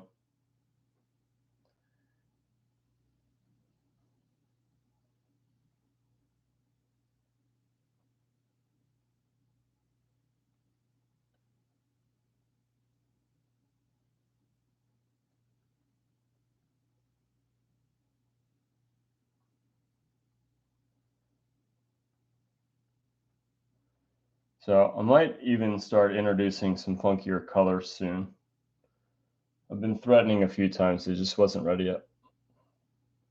And so like little patches of yellows and oranges and blues and greens and all this stuff that probably, arguably doesn't belong. Just going to try to make it look artistically okay within that sort of creative bounds. but this is following the track that I wanted to go. I like to get that sort of abstract version and then just depict the light, get a little sense of the focal point, and then I can start making some good decisions based on that. Hopefully good decisions. I'm not gonna always say that my decisions are great. Did you hear about the contest on Friday, Malika? RGB? Yeah, the Friday challenge. No, I did not. It's going to be ridiculous. So Is it going to be for next Friday? Yeah. So I have to have no coffee for the day, so I'm gonna have a massive headache, I'm sure. And it's gonna be a crazy direction of the brushstroke that I have to do throughout the whole thing.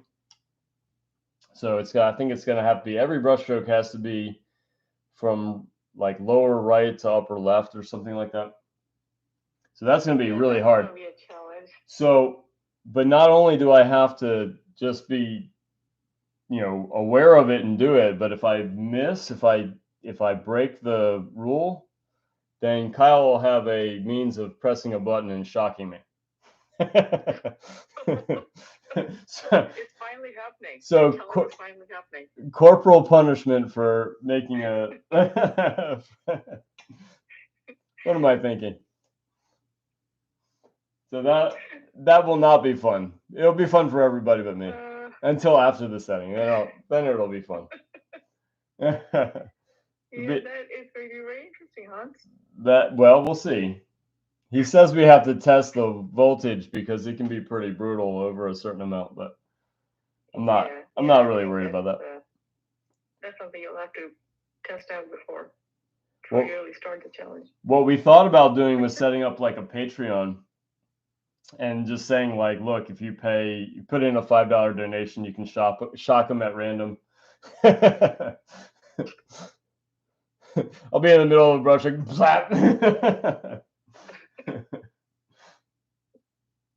have a pretty good pain tolerance. I don't think I'll be too bad. Well, I mean, if you can pay the whole figure with that challenge, then I guess you can paint anytime. Okay. Well, we've done horizontals only, and we've done verticals only. Yeah, the lower right. Yeah, I'm a little nervous about that. That's actually a challenging stroke because I was doing my painting, and anytime I have to go in that direction, I have to change my board because I was not getting smooth lines. So that alone is a challenge. Well, I would say I would practice, but the last time I said I was going to practice, everybody badmouthed it. It's like, no, it's got to be the first time. It's like, okay, let's do it. It's fine. Yeah, it's going to be wild though. Yeah, it will be. It will be. I guess there will be a record attendance for that one.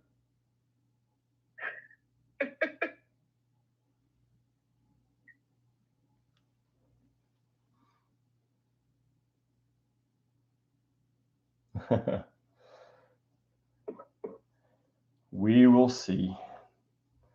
All right, so I'm gonna get some real choppy things up in here and develop that ear.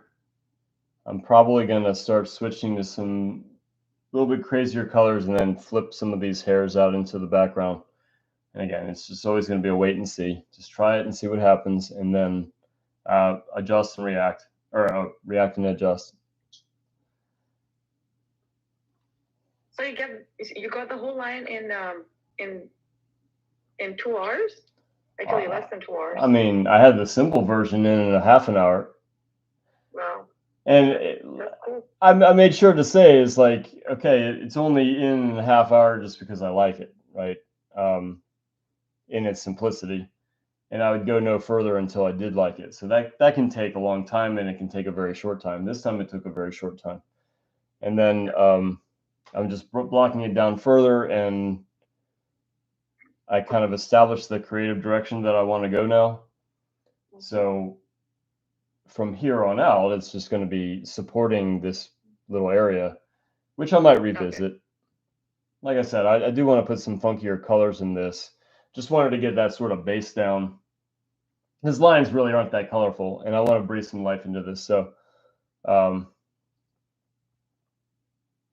you're going to keep the background purple. It does go really nice with the yellow because yeah, I like this light purple. I think. I'm glad it's not a garish purple. Yeah, just a subtle hint. Now on the still life, I was just really tired, and it was just like, I'm gonna do that one last thing, and I was accidentally making it like the background started getting a little purple, and I was really not feeling it until I just stopped for the night, and I came back the next day, and I was like, oh, I really like that now. So I really like the purple. yeah, sometimes sometimes you just gotta sit with it for a bit. And that's what I was saying earlier. Is like when I was working on the eyes, it's like there's some things that aren't quite right yet, but I'm willing to just live with it for just a bit and get back to it when I get more information or at least a fresh eye. And I might like it better when I get back to it. And if I don't, then at least I'll have a lot more context to work with to make it specifically what I like in harmony to the rest of the painting. So I left this as good enough for now, and we'll see what happens later. Okay. And so that's where this painting is now. But yeah, it came in pretty quick, especially after those sittings we had with the tours going through. And I kind of ran out of time just simply because I didn't know how many people I'd be ushering around the school. So I wanted to get this off to a really.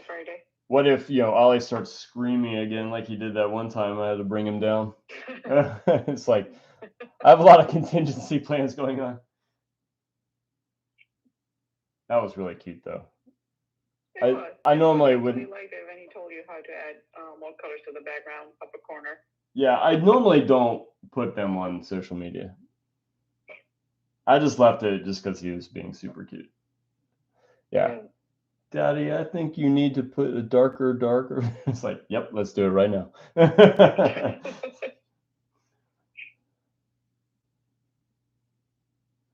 He was yawning every like 2 seconds. He was making me tired. It's like, you're supposed to be asleep right now. It was pretty late. I think it was 11. I think it was, he didn't wake up from his sleep, so. I don't think I got him back down until like midnight, and then I had to come back here to do those last little touches.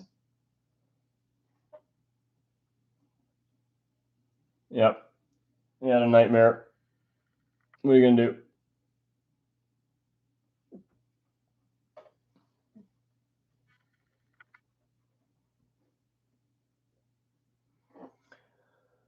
All right.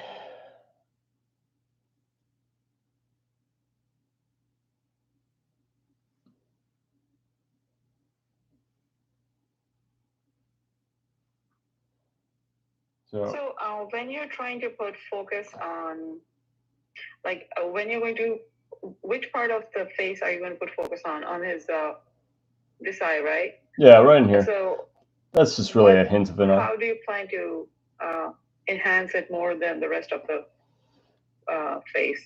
Well, that's as dark as I can go. That's black with alizarin crimson.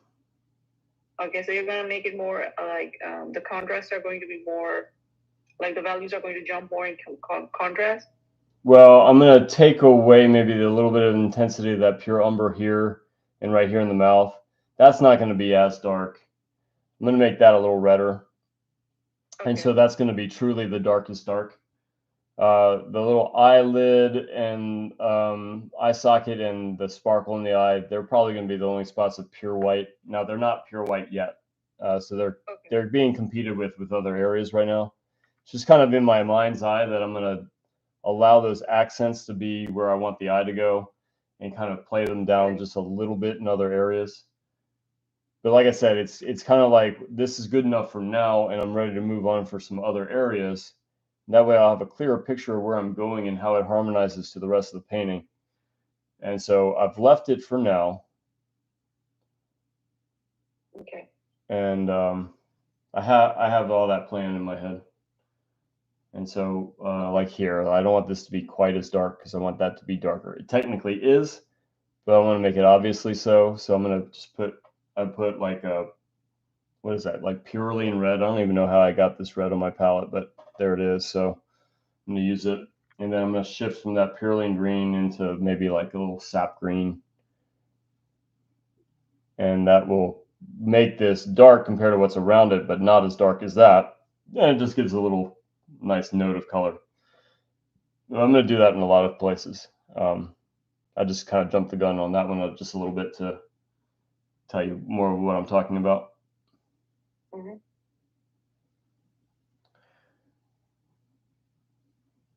My biggest consideration for things like the ear and the mane are going to be, does it compete with the head?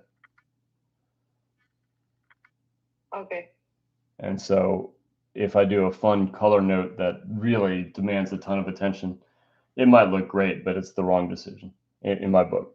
So I got to be conscious of that. And I also want to be expressive.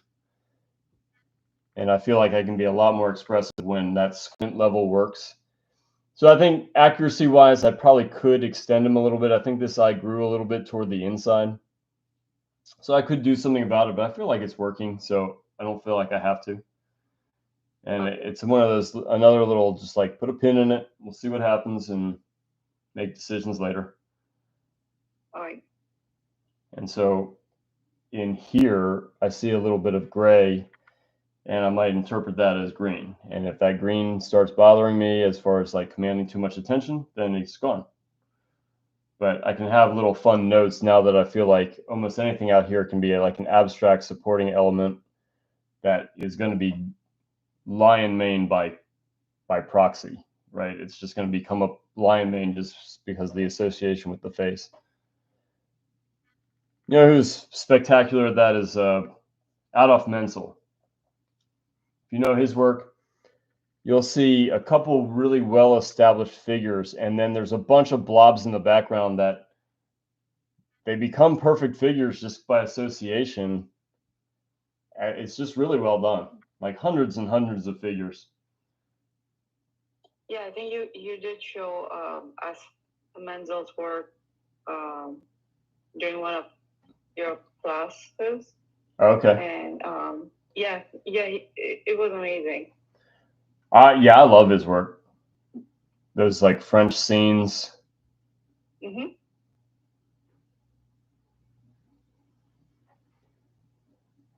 So when you're putting notes all over your painting, is it to remind you, or you're just checking to see if it'll work or not? Well, the notes are really the shapes that I'm seeing. They're not just kind of random things. So I'm hoping they'll work. But I'm never really gonna assume that they're gonna work. I'm gonna put them in and just step back from a little bit, and then just like I said before, like if I put in a note that's egregiously wrong, I might make a small adjustment in the moment. But for a lot of times, I'll just live with it for a bit and keep building the painting. And you'll see maybe a little bit of both of that, because sometimes I know right off the bat that there's just no chance of it working. It was maybe just like a mistake of mixing or something.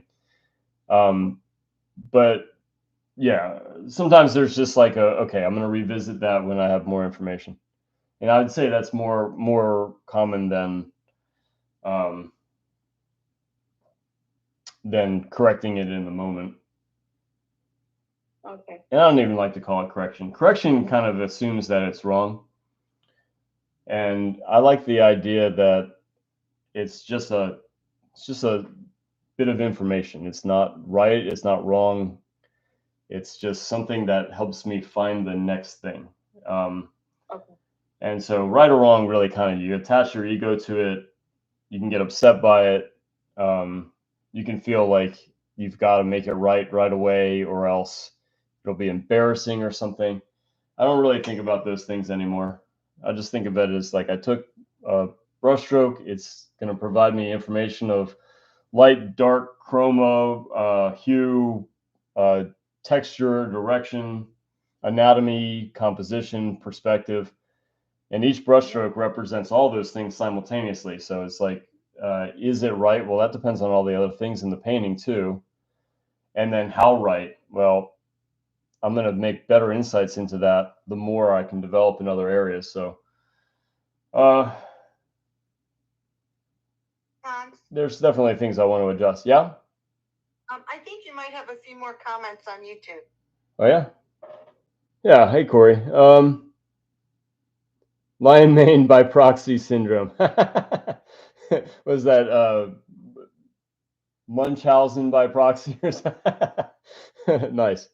Yes, green reflective light. Yeah, that'll be fun. Almost like there's grasses there. Oh, thanks for the comment about the focal point. Oh, yeah, I appreciate that, Corey. Thank you.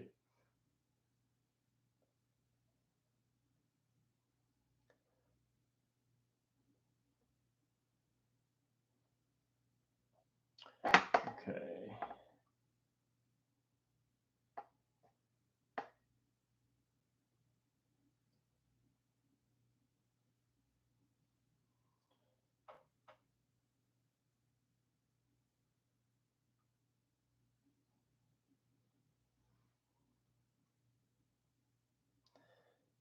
I was pretty generous with that dark. I think it's arguably too dark, but it's going to be the shape that's going to be behind this mask that I'm going to put in front of it.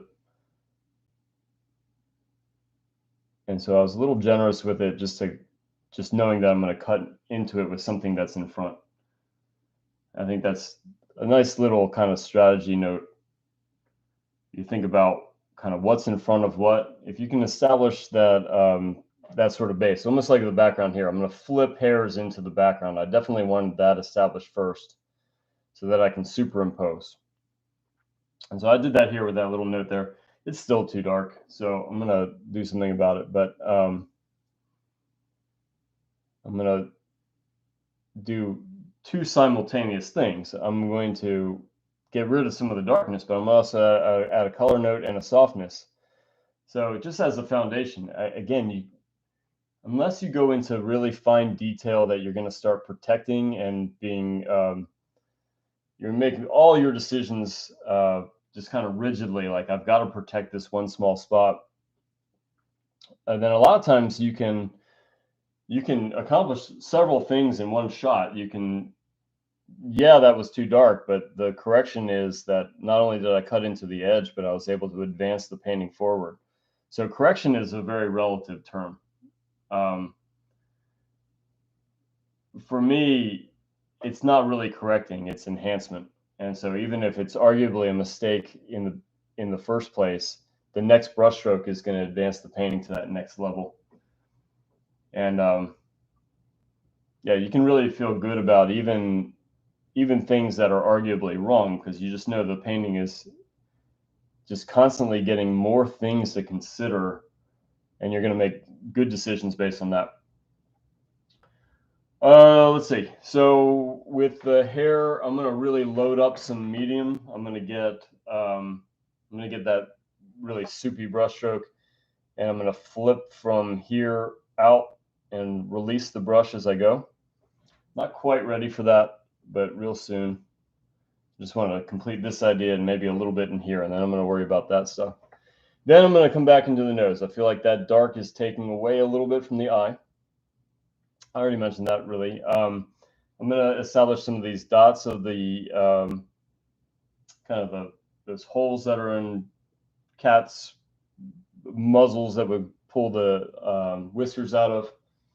I feel like the values in here are maybe still a little harsh, so I'll revisit that. All in that order, give or take.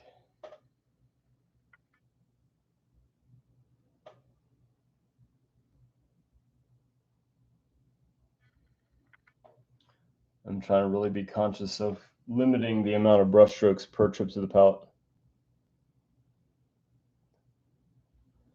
Notes from music or jazz. Yeah, it's kind of like that, for sure.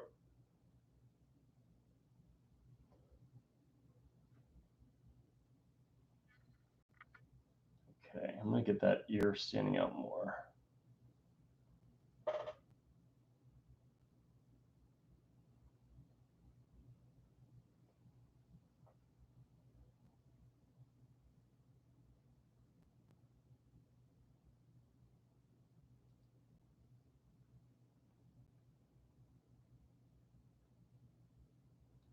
Yeah, and thanks for telling me that, Liz. I can hear you all on YouTube. Or sorry, on you know what I mean, Zoom. But not on YouTube. I wonder if there is something like that. I don't know. I guess I just don't know YouTube quite as much.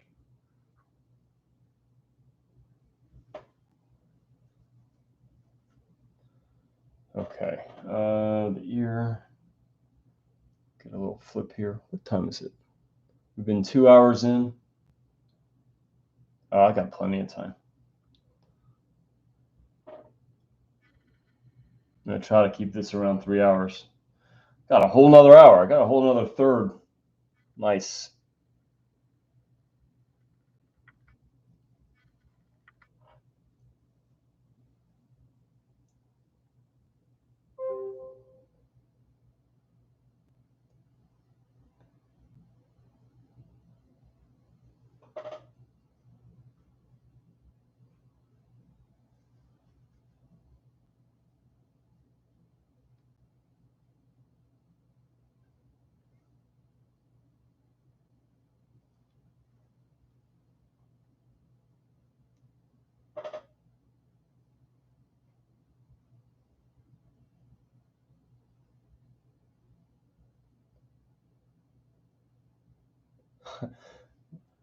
I was happy so many people showed up to our open house yesterday. I was a little bummed I didn't get to draw from Ileana. Yeah, she did a really good job. Yeah, it was a good pose, and the little sketch that I was doing had a lot of potential. Oh well. Yeah, but it was nice to have a nice, interested crowd. True. No, I talked to a lot of people that were really nice to talk to. Yeah. Yeah, we'll see if they want to take classes or anything, but even if they don't, it was a nice experience. You know, maybe they can come to the shows and. Yeah. I thought it really attracted a lot of interest. Yeah, we'll see if people come to the next Friday session. Oh yeah, that too. I think we will see some people from that. How many visitors did you get? A lot. Yeah, I'd say probably like 30. I think more than that. You think so? Yeah, Wow, I didn't count. I talked to a lot of people. I just have no idea how many. Well, that's good. That's a lot of visitors. Yeah, it was nice. It's perfect because the show's coming up, so we could talk about that, and yeah, it was nice. And also model possibilities. True. Oh yeah. Yeah, that was good. But I mean, the only hesitation I had with Ileana is I just didn't want to take her away from the Friday drawing, but she wanted to do it. Yeah.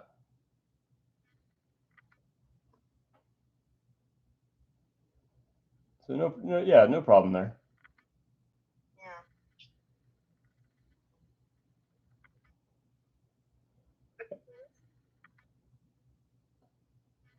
And she was really good to draw and paint. I'd definitely consider doing more clothed poses. Yeah, that was cool. If that's the direction people want to go. I think just everyone needs to just chit chat. It's like, well, this is what I'm looking for. Hey, can we do a long pose, a multi-week pose, or can we do a clothed pose? I mean, that always happens when we have the open houses anyway, but I like to open it up to possibilities. Yeah, that's great. All right, got to move on from that area.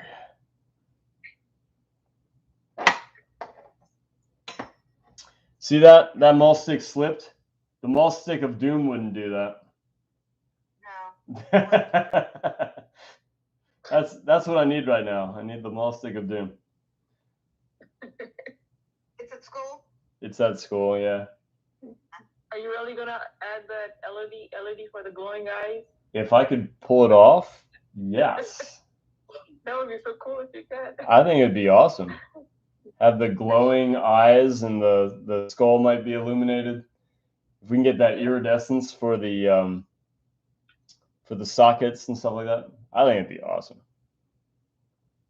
Yeah, it will be. Maybe you can paint the skull with a glow-in-the-dark paint. Yes. Now you're talking. Well, I mean, we had these iridescent paints that we could grind up. They really didn't do a good job grinding though. They were really, I don't know. And the iridescence was kind of weak. It was kind of lackluster, but I wonder if there are better ones out there. It could have just been a brand. It could have just been they were trying a new thing and it just needed more time to develop. You know how they have those, people that run, they have those reflective vests. Uh-huh. So maybe there's like tape or something like that you can do to make it glow in the dark. Yeah, I thought we were talking about a Friday challenge, making the model iridescent. Oh, I see. Okay. Well, I'm the shell that I'm doing. We're talking about the malt stick. The shell I'm doing is iridescent the hard way. Yeah, that's true.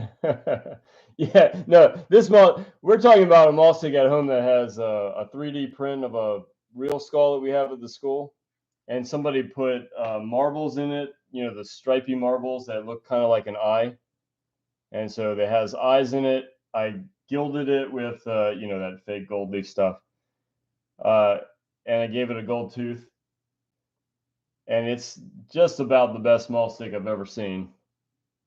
That's good. You should bring it to your Zoom sessions too. My only hesitation if I keep bringing it back and forth is wherever I want to paint with it, it won't be. It's going to be at the other place. Right. So now what we need to do is we need to take the Longhorn skull and make a second one.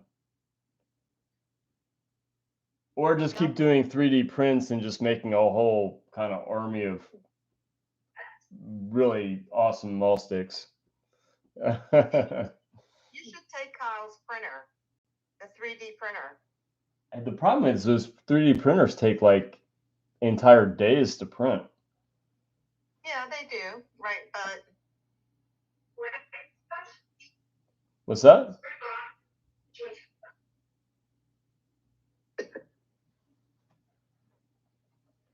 All right, so now we're starting to get some blues and deeper reds and grays and things like that. I'm having a little bit of fun with it. I think it's maybe keyed up a little bit bright right now, so I'm gonna continue to darken with reds, and that's going to be the kind of unifying factor, this kind of brown red. And so all of it's just try something and then problem solve. Try something and then problem solve.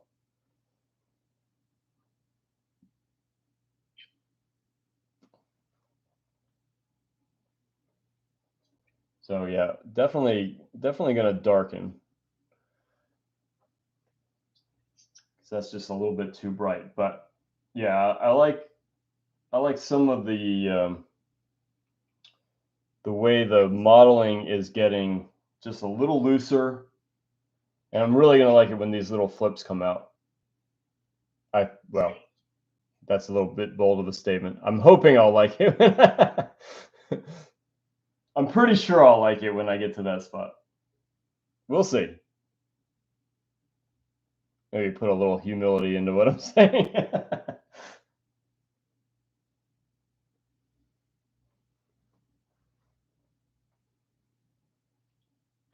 I'm still avoiding where fine little wisps go over shadows, because that's going to be little detail nodes. So I'm not really ready for that. I'm still just building up bases of value and color. And then when it's like main over a shadow, that's going to be little fine lines. When it's the this sort of whiskers of the chin going over that shadow, those are fine lines. And when it's the whiskers going over all this, I want all this to be established first, because I really would rather have them be single brush strokes that taper from thick to thin and arc just a little bit. And those are going to be final touches. So I'm kind of still building up to that. This is where the start, maybe the board was just a little bit bright and I thought this was dark enough. I don't think it's dark enough anymore. So I'm going to establish a deeper sort of base there. And I'm also going to introduce just a little bit of gray and green, maybe a little touches of blue as sort of base underneath all these little wispy hairs that are not going to, this is not going to be an area of fine detail. It's going to be the fine detail in here with those, what I was talking about with, you know, where light meets shadow, where we have the hairs superimposed over a shadow. This is going to be looser, just kind of single brush strokes and directional ideas that if they go right the first time, it'll be really quick. If it's something I need to adjust, I'll spend a little bit of time on it, but it's pretty low priority. It's got to be a kind of a lesser modeling, less attention than here. And so I'm just going to keep that in mind as I develop it.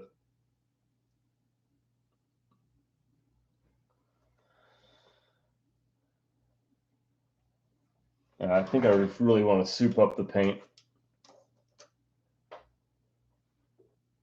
I might even build some really thick, it's already thick paint in the focal area, but I might put impasto in there, and that'll give it a lot of three-dimensional form. It'll also make it so that if the main gets a little thick, it'll be thicker. So it'll command that sort of presence, almost like a relief sculpture.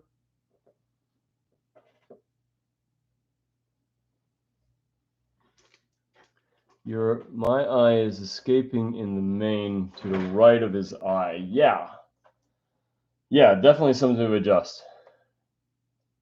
It's still in that stage of kind of good enough for now, and something that if this is distracting, I've got to tone it down.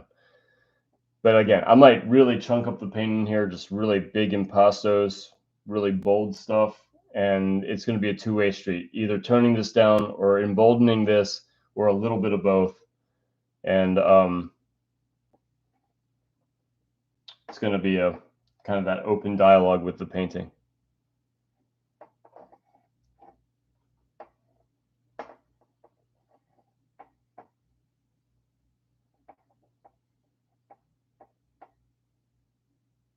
You're going to paint thicker where you want the focus to be? I might put really thick paint around that eye and around the nose. Okay. Again, just to give it that feeling of presence, of strength. The nose looks really three-dimensional, you know, the whole, yeah, it's really nice. Thank you, Liz.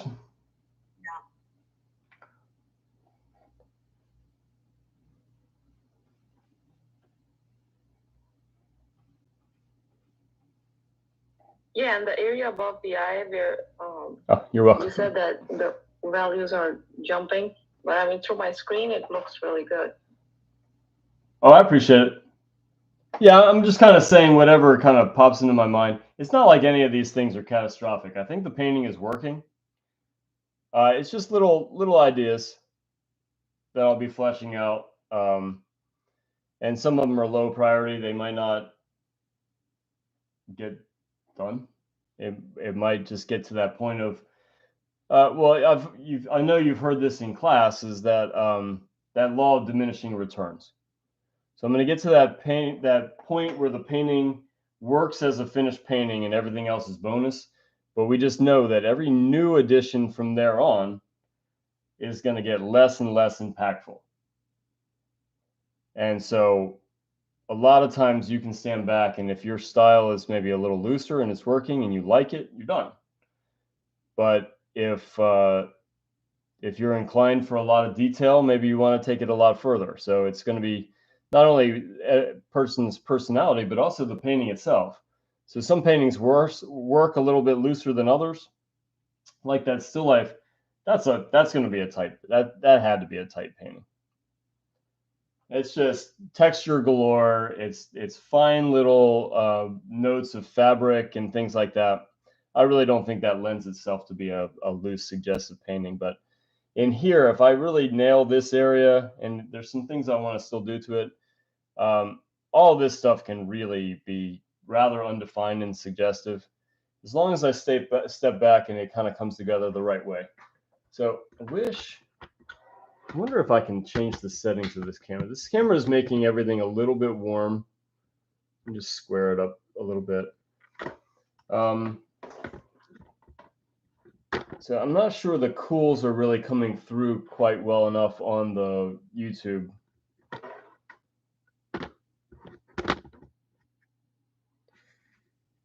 Cell phones have gotten so good with the cameras. I think that's going to be the better quality. Oh no. You still there? My I got the warning for low power mode on the phone. Speaking of the phone. Yeah, are you doing your Zoom through the phone? I'm doing Zoom through the phone, and I have a webcam for the Okay. YouTube. I had a higher quality. I'm still here. Well, okay, so I guess I have an Instagram mentality. That would if that were Instagram, I'd have lost you. It takes like a split second of disconnect and it's gone. And that happens every Friday. Like when I have the session going, it's a split second of disconnect and I lose everybody. And, you know, some of them come back and then I might get some new people and then I lose them again. And then some of them come back. I really haven't figured out how to make it work through the whole session predictably, because sometimes it does. And I don't know why sometimes and not others. It's really annoying though. Yeah. And you know, it's not like I need like a million people watching or anything. It's more of like I'd be disappointed if I were watching and if I was into it and then all of a sudden it cut out. I guess your regular watchers probably know by now that that happened, and Well, they're probably signing back in. Yeah, they certainly know I'm frustrated about it. I talk about it enough. And by this one time, I was watching the Friday figure painting through Instagram, and it did drop once or twice, and I knew that you were gonna come online, and you did. So. Yeah. So when I say I've talked about it many times, no, it's kind of a full unwinding. Not going to say it's overly masculine. Man, Instagram cut out again. Ah. See that maul stick drop? Maul stick of doom wouldn't do that. Sometimes I've done that in just the most sensitive area. The maul stick drops and just a big line going through something really important. So that maul stick that we have with the skull is pretty important. Did you use that for your Friday figure painting? I didn't get to paint on Friday. Oh, because of that art walk, okay. Well, I planned on doing a drawing, but I was so busy that every time I picked up the pencil, either somebody new came in or we were on the break. So I really got about 5, 6, 7 minutes on the portrait. And my little sketch was coming on pretty good, I thought. And I was just starting to make funky colors to celebrate, you know, Ileana. She likes her crazy colors. Oh, yeah. And the greens and the purples. I started making her face kind of blue and her hair purple and the shadow green and all this stuff. And it was like, I don't know, I got 2 seconds into it and it was over. Because I spent the time before that setting up the drawing. You were supposed to, you know, persevere through all that busyness. Well, I didn't give up, if that's what you mean. You did. I'm sure you did. It was just like, I almost willed people coming in through the door just by picking up the pencil. Like the surefire way somebody was going to come and visit the school was me about to draw. But But I wasn't disappointed. It was a really nice crowd. There was really nice people. Always loved talking shop. So got to talk about our art process, and we got to talk about Hans Schuler and the history of the school and kind of how we have our bizarre curriculum of kind of integrated disciplines, and it was a lot of fun. So no complaints. And I'm back. Do you have people sign up? The visitors who come through our court, has anybody ever signed up as a student or signed up for any classes? Yeah, we've had some. Okay, that's good. I mean, Artscape was the reason we got Nancy Van Meter. And you too, Liz, wow. Right? Wasn't it Artscape? No, I found it through the Atelier. There's a website where there's a list of Atelier programs. Are you talking about ARC? Yeah, it could be that. We actually... Schuler is listed there. Yeah, we actually need to renew. Got it from the John Hopkins artist, their medical illustration program. Oh, okay. Who shared it with me. Yeah, they've been really good to us. Sending students our way because they don't want to train people in fine arts. They just want people to have experience when they come in. So they'll just say, hey, why don't you go to Schuler's for a little bit and learn how to draw and then reapply. It's been a really nice system. So symbiosis, they get trained artists and we get students. So yeah, it works. All right, back to big brush because I think this stringy stuff isn't quite working. And I'm gonna cool all this down. Kind of like it as an airy kind of scumble, so I probably don't want to get rid of all of that. I just feel like all this busyness is taking away from here. So I tried it, didn't quite work, and it's just time to regroup and try something else. But I'm also in my mind's eye thinking that, or not my mind's eye, that's the wrong thing to say, but I'm also thinking strategically that it's probably a good thing to just take a break from this and get back to it. So I've got all this contour to work on, and I want to revisit the focal point.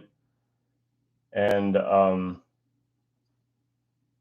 yeah, I don't need this area to be perfect. I just don't want it to be distracting, and I want it to just generally tell the story of this long flowing hair that makes a mane. And I'm going to get some wispy things in here over this base, but it's going to fade from little tiny squiggly lines to nothing. And I want that nothing to work first. But I'm getting a little, not frustrated, but it's just a little, just that feeling that it'd be better to shift to another area rather than keep hacking away here. And we've talked about that already, probably 10 times, of just leaving good enough for now. And that idea that when I get back to it, I'll have more information to work with and a fresh eye. And so I think I'm just going to take a break from this spot as I just keep hacking away and just talk about it and making a liar out of myself.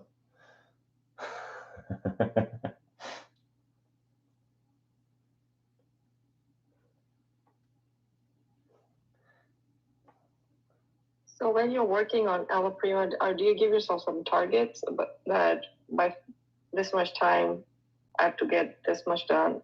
It depends on the complexity. I definitely want to make sure that if I'm developing a sure focal point, that gets enough attention. And then a lot of times in paintings like this, I don't need to define any of these corners. It'd be nice to define this edge, but it's pretty low priority. So it really becomes about priority. And if that simple blocking doesn't work, it's just not working. And so I'd much rather spend the time in the beginning. It was just on this painting, that beginning went pretty well, I thought. So I was ready to move on to abstract simplification pretty early, and the squint level lock-in shapes, and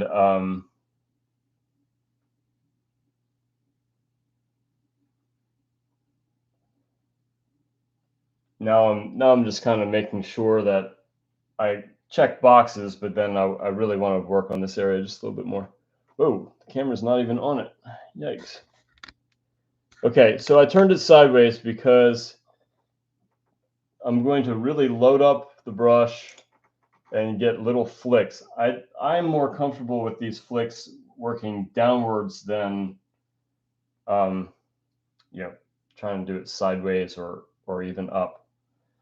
And so that's why I turned it sideways, just simply for mechanics. It's not any sort of modeling maximum. I'm just going to my comfort level, because I want to look at the direction of these strokes, and they flip up in this area, and there's a few that really stand out, and I'm going to do a separate little bundle for those. And then they start getting sideways right in this area.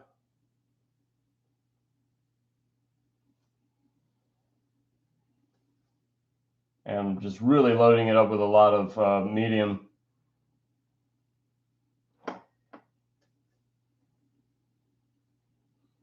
This little cut in, I feel like, is really important. So I established that early on, and that's going to be supported by a little wisp that can come out pretty good distinguishing note right there. I'm starting from the inside, because that's where on a filbert brush, that when you press, it's going to make a mass, and when you release the pressure, it's going to be a line. And so I'm going from thick to thin using the properties of a filbert brush.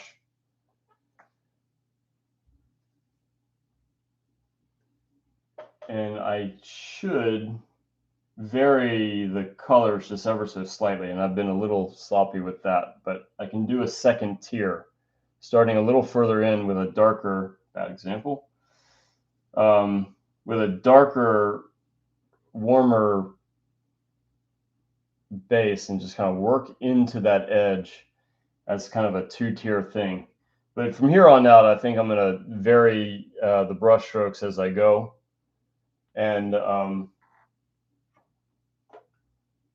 stick to this system of flipping from the inside part out using the properties of a filbert brush, but just varying the brush stroke just a little bit. Orangier here, yellower, more washed out there, and keep thinking of this idea of it's going up here, sideways here, and down here.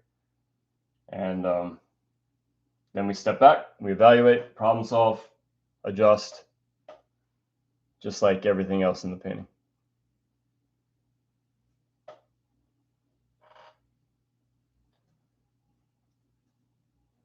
So assuming that I'm going to like this, I like it so far. Assuming I'm going to like this, I'm going to readjust the eyes to this new sense of style of all this other developed stuff. I'm going to try to knock down the intensity of some of these darks so the eyes can truly be the darkest dark. And then I really want to readdress that mane, because like I said, it just wasn't working exactly the way I wanted to. And it was better to stop and get a fresh eye than to keep hacking away.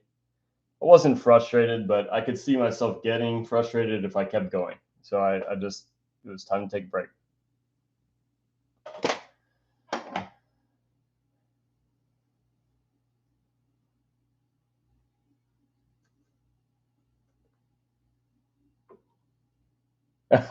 Yeah, that's a trick with Alla Prima, when to stop.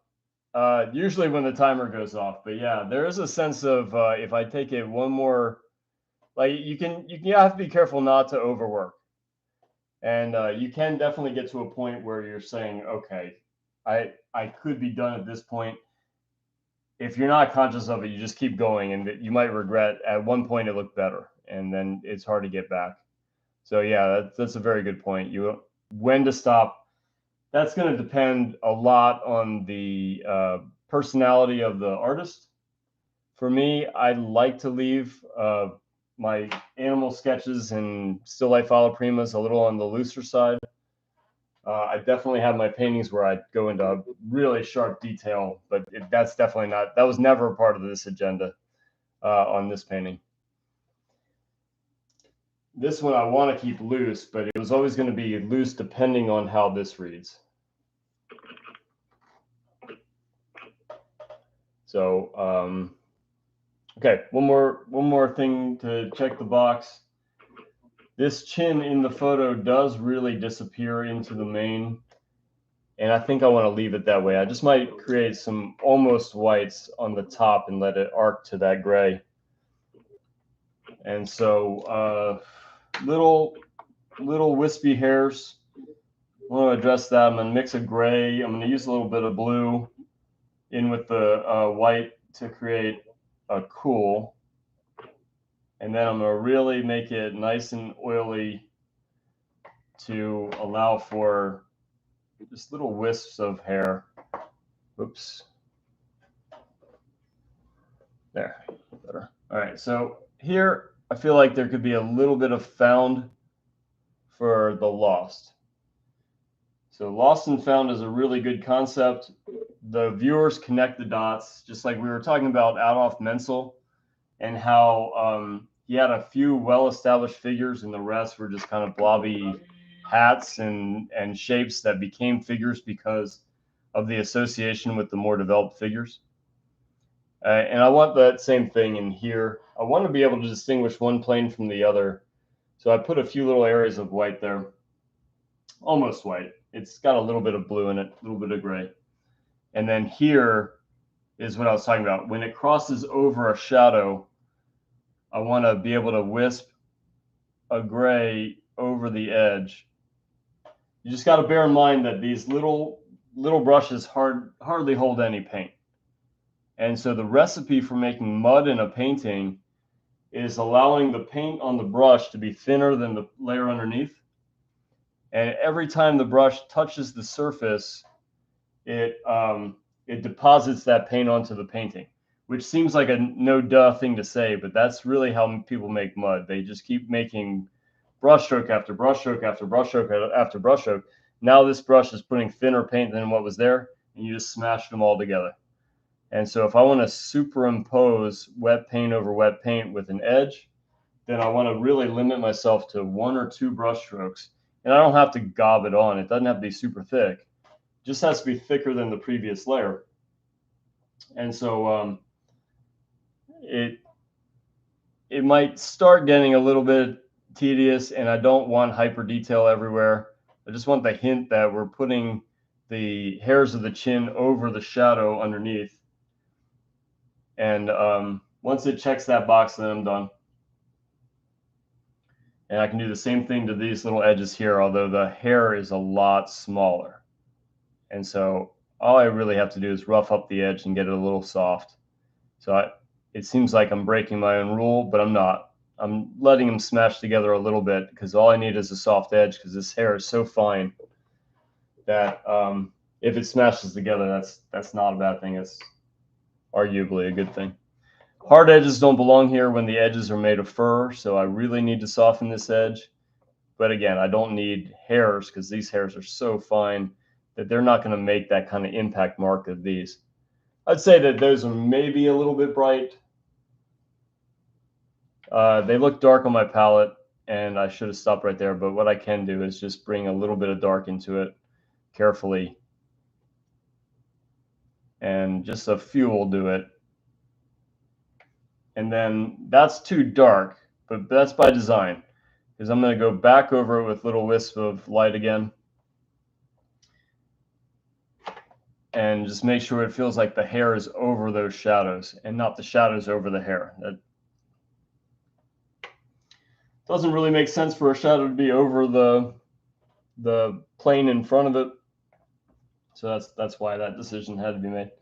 The whiskers, I'm almost ready to do, but I'm gonna just take another little break and just take maybe blues and greens and maybe even some purple, and just make this shadow a little less intense than the eye, because I want the eye to be where the accent darks are. And so if I put just a little bit of air in here with a slightly brighter color, I think it will go a long way. Normally, when you look into a nostril or into a corner of the mouth or something, you want a value that's hot, like a vivid, like a alizarin crimson or a quinacridone magenta or something.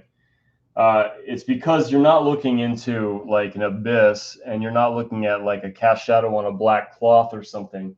You're looking into life. And I got to witness that a lot from my grandmother, who is a really phenomenal portrait artist.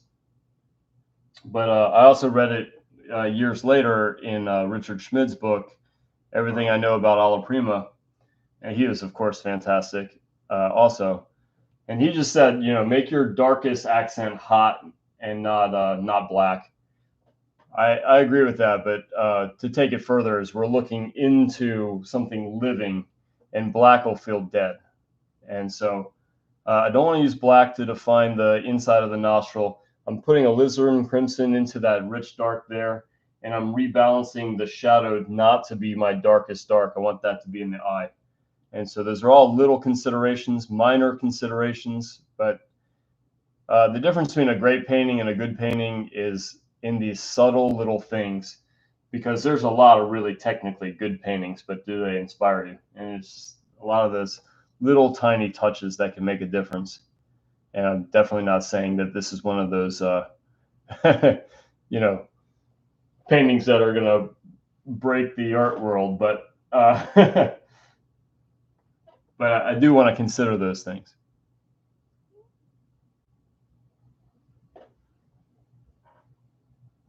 And so now I'm taking alizarin crimson, pure alizarin crimson, as opposed to alizarin black. And now that I've got the shadows intact, the nostril is going to be pretty subtle, and it's going to be really hot. And then, again, I'm just going to breathe that life into it. That outline around the top edge, it's there in the photo, but it's not that dark. So I need to knock that down a peg. You're adding alizarin crimson to add warmth. Yeah, a lot of warmth. Okay, that's so interesting, because I don't know why I always thought of alizarin crimson as a very cool color, but it does work. Okay, so I did address warm and cool earlier, just to say that it's so super relative. We a lot of us have heard that adage: warm light, cool shadow; cool light, warm shadow. That's generally true. But what's technically happening is there's a color in the light, and where the light is bouncing off of this three-dimensional form back to the eye, it's going to have that property of that color. So if we have a yellow, twilight sun, or an orange twilight sun, it's going to make him really warm, and the shadow is going to be relatively cool, especially with that landscape, putting the sky in there. But if you have a north-facing skylight, it's going to cool down the warm skin tones, and then it's going to be the shadows that are going to be rich and warm, because it doesn't have that blue cast getting into the light. That's like, it's not being lit by that blue. Right. And so that's a great tip. What's that? I said that's a great tip, to add alizarin crimson to the corners of the mouth and the nostrils. Well, black is a dead color, so is white.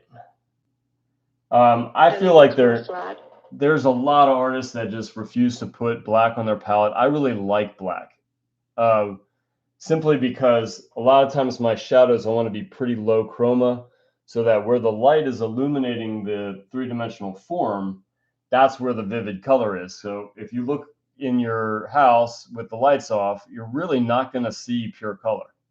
You're going to see a lot of gray, if you see anything at all, really. Depends on how dark. Don't hurt yourself.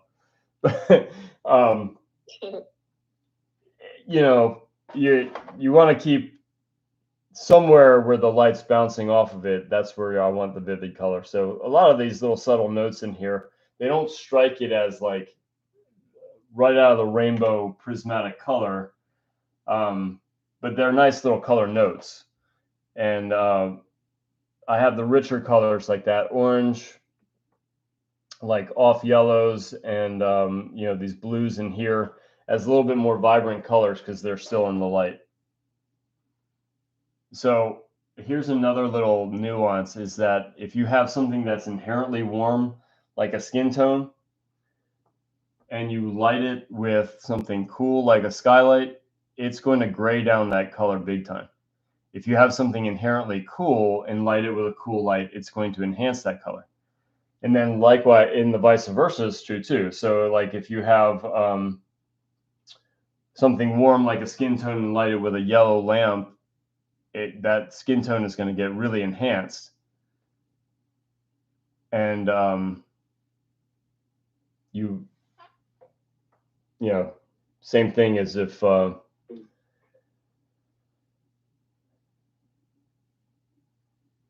yeah, so you definitely see the difference between the old master paintings and modern painters, where we have you know, these rich light sources and things. They had skylight, and so you'll see these really luminous warm shadows. Is because the skin tone got grayed down by the light. And you know, of course, they had to do a lot of tricks that we don't have to do, because they had, you know, handmade brushes, they had hand ground paint, they had very limited palette selection compared to what we have now, and they made it work. They didn't have refrigeration or artificial light or I mean, just think what they did is pretty amazing. So with all our modern luxuries and things like that, we still want to think about all those little tricks.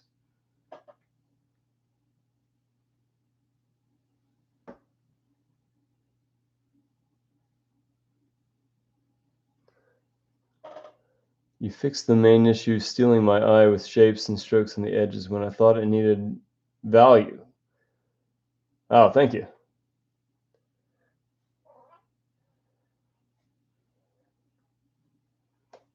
Okay, so some of these transitions in here could be a little softer. I don't think individual hairs, because the hairs in here are a lot smaller than the main. I do want to put a few little defined squiggles and then leave that fairly simple. I think the ear needs just a little bit more.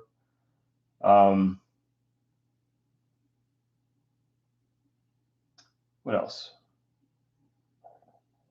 I liked what happened when I toned down the nose.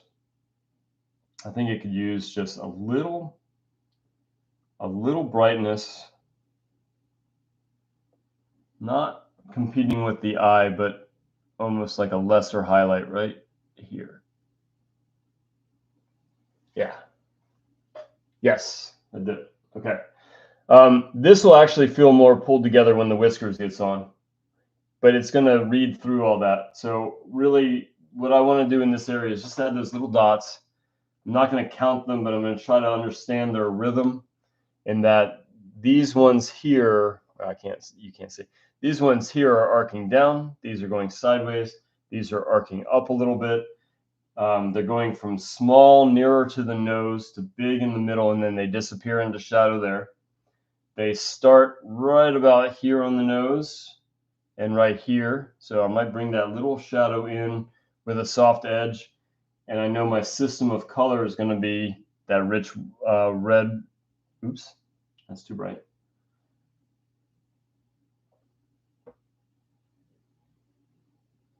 That's still too bright. Okay. So I'm going to bring that shadow in, because now I have that next insight as to what I need.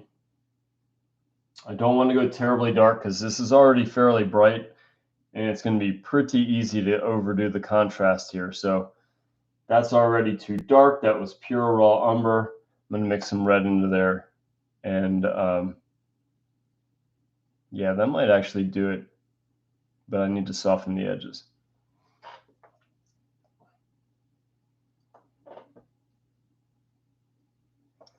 Again, if I don't want these darks turning gray, I really have to do these as isolated brush strokes, 2 tops. So this is the band that goes pretty sideways. I'm gonna have to tweak the edges so they're softer. They start to spread out a little bit as they get further into the middle. Hans, Yeah? you said that about painting the dots just like maybe 2 strokes because it's wet on wet, right? If I want this paint to sit on top of the previous layer without mixing, Yeah, it should be thicker than the previous layer. gotcha. Thank you. About repetitive patterns, that looks pretty bad. But it's only because it needs more. Not that it's wrong, it's that it needs more. So if you describe something as busy, make sure that you have enough of it to judge. So again, just like before, when something doesn't look quite right, maybe you just want to keep going instead of trying to correct it on the spot. Because I have a feeling that when more of these dots get in, it might still be wrong or it might need a tweak, but it would probably look a lot better with more context. And that just that knee-jerk reaction of saying it looks bad, I've got to fix it. The sooner you can temper that out of your kind of painting mindset, the better, because it will really stop you from making decisions. And sometimes it's a lot better than you think, and it's just your feeling that it looks bad that is getting in the way of truly seeing what it actually looks like. I mean, at least that's in my experience. So I'm constantly telling people, let's not call it a mistake. Let's not call it a correction. Because that implies like good or bad, or implying that it has to look right from the very first brush stroke when it needs all this build-up work to actually look good.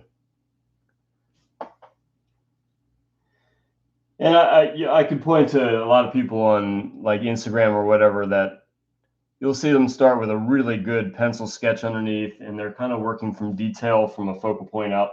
That works for them. I like this system a lot better, but I would never say that what they're doing is wrong.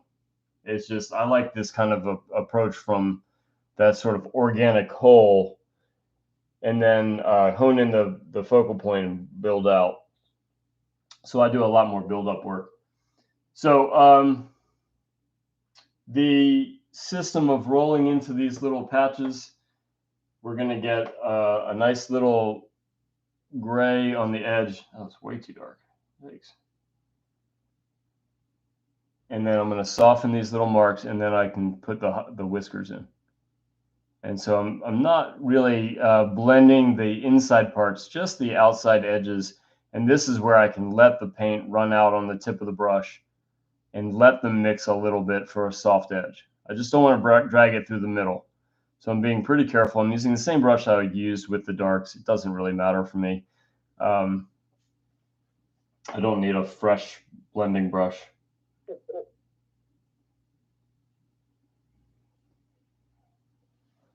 Okay, so I lost a little bit of information right here.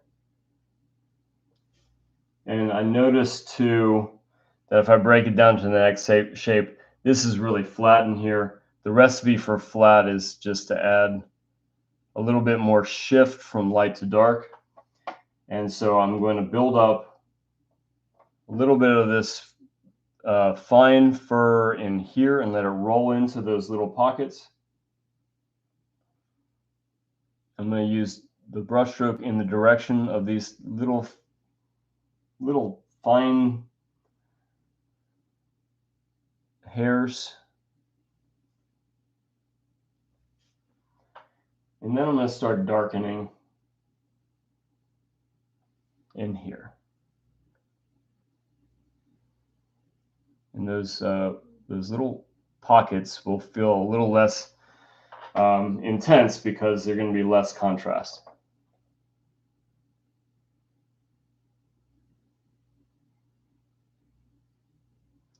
But we're still missing a major element. We're missing those whiskers that are going to go on top.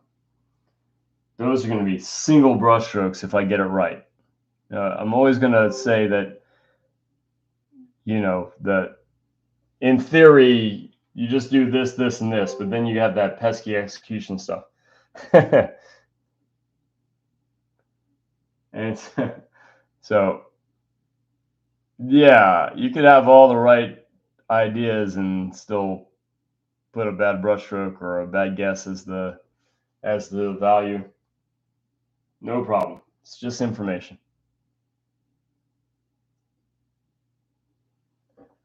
So, okay. I'm getting closer and closer to whiskers. I think I want to do a little bit more with this eye. That top edge needs to be softer, made of little flips of eyelashes. And I'm going to take the light just a little too far in. I could paint them negatively, but a lot of times that doesn't give me what I want. Although in that time, okay, I like that. Never mind. No, that's exactly how I like to do it. No, normally it doesn't work. It worked this time. I think I want to roll this forehead back a little bit. It was something I observed when I was doing the distant mane.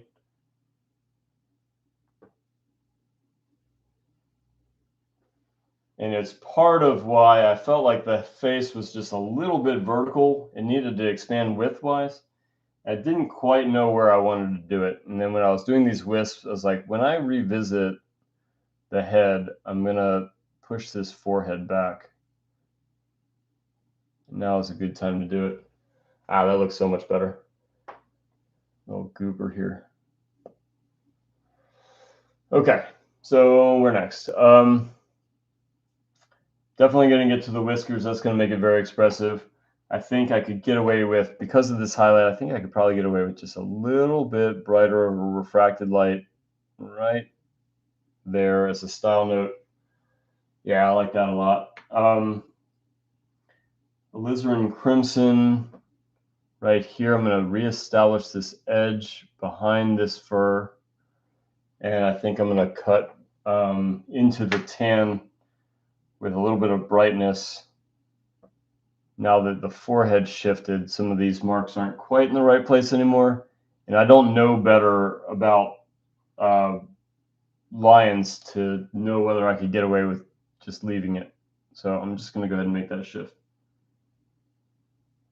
There are some subjects I'm an expert on, and I can play with. I can know what I can get away with and what I can't.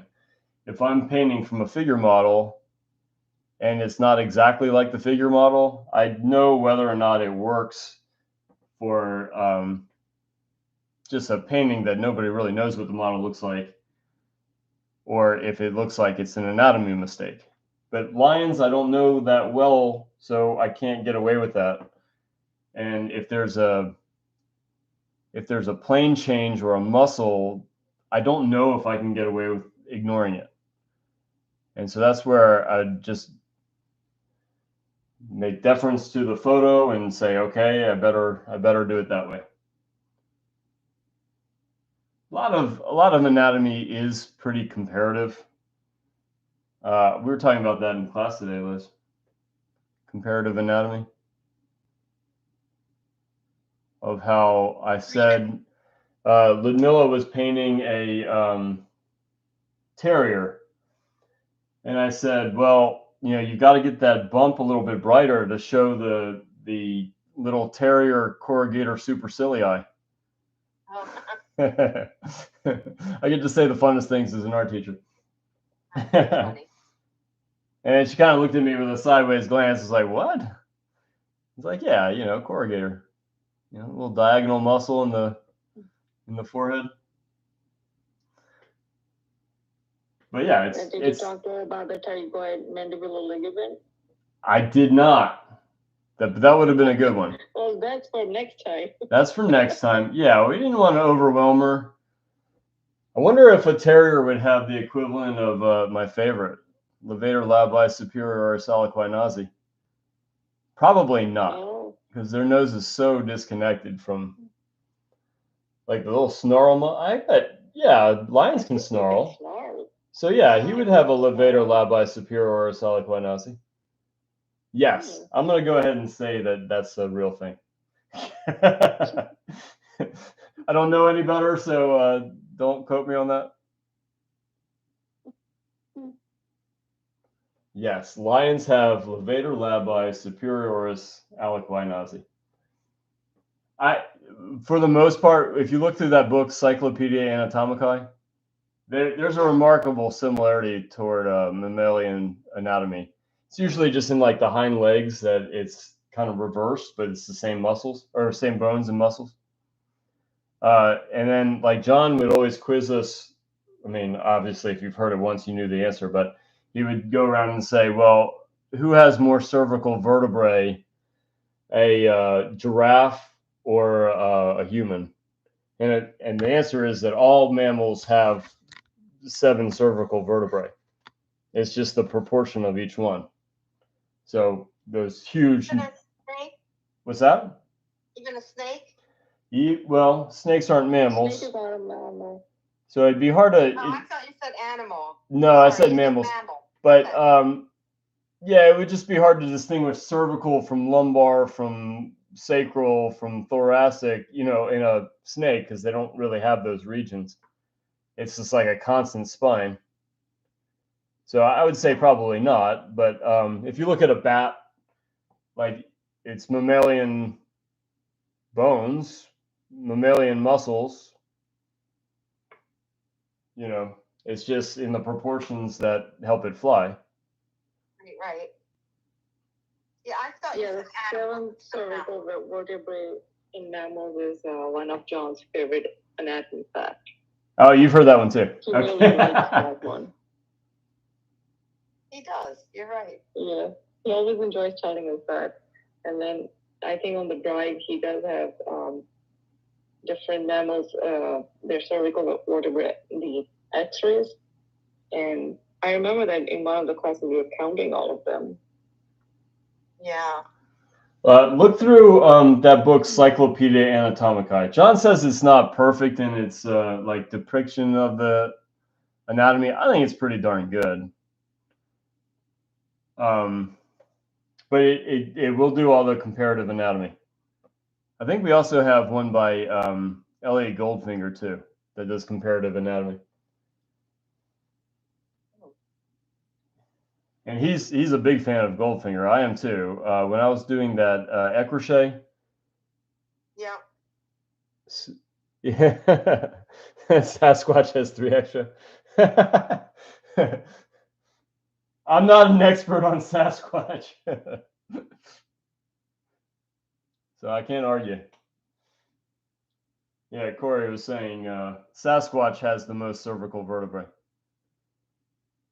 That's good. Well, I mean, yeah, you can't really tell if I'm on that.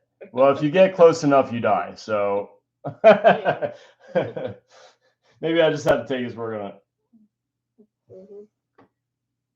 Wow, your lion is really looking liony. Yeah? It does. You like I it? love it. There's some little harsh notes that might address, but yeah, I'm liking it.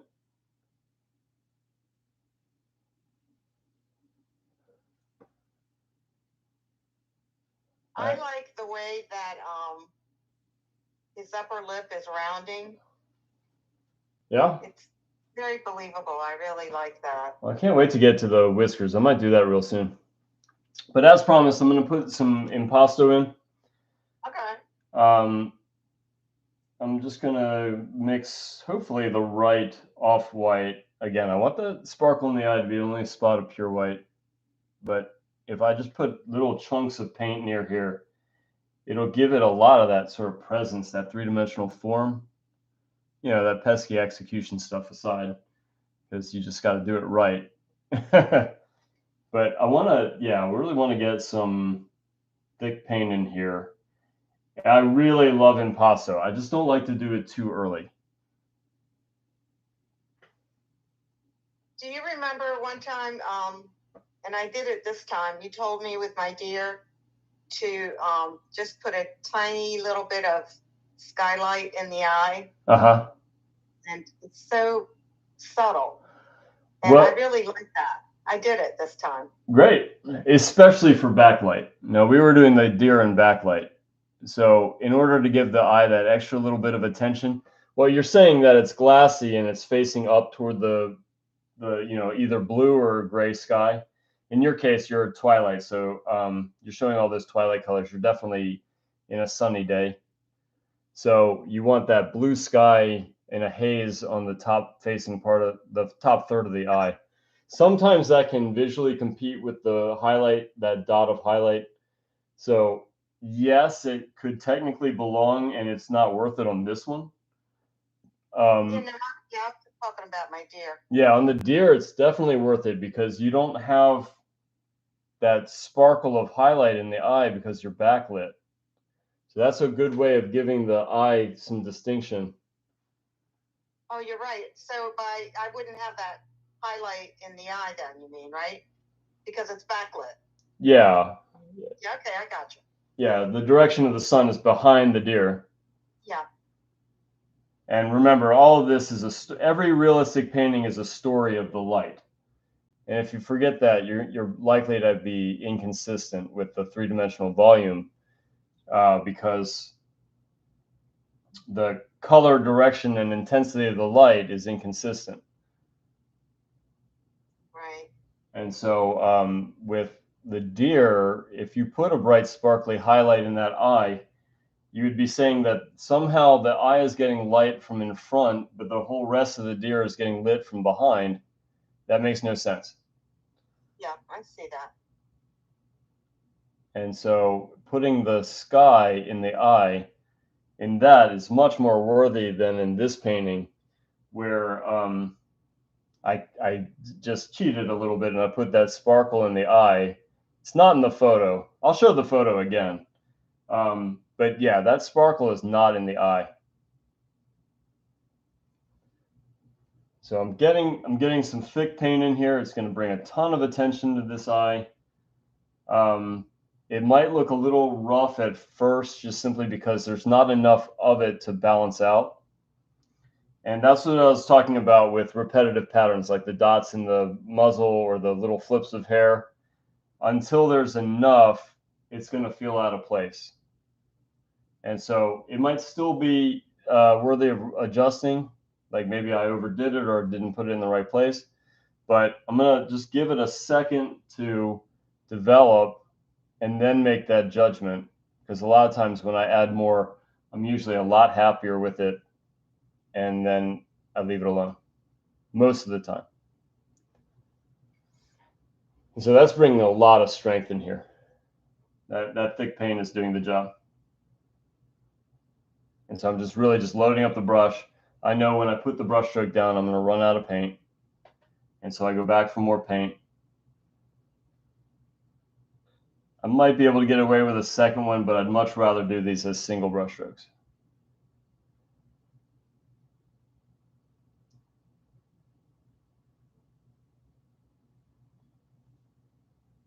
And so for impasto, you don't use any medium at all. No reason to thin the paint. We want thick paint. That's what defines it as impasto. I mean, it's one of those, we think if we say it in Italian, then it's fancy and it's our art jargon. It really, all that means is thick paint. So just like chiaroscuro, all that means is light dark. It's not, I mean, it sounds cool, but it's not that fancy of a term. It's an important term. It's, it was genius shift that Caravaggio put into artwork that kind of rocked the art world. But yeah, it's no fancier than light dark. It's just talking about more distinguishing contrasts. And then contrapposto. Well, I mean, it's just basically a figure where the rib cage and pelvis are facing different directions. It's like, okay, well, sounds good.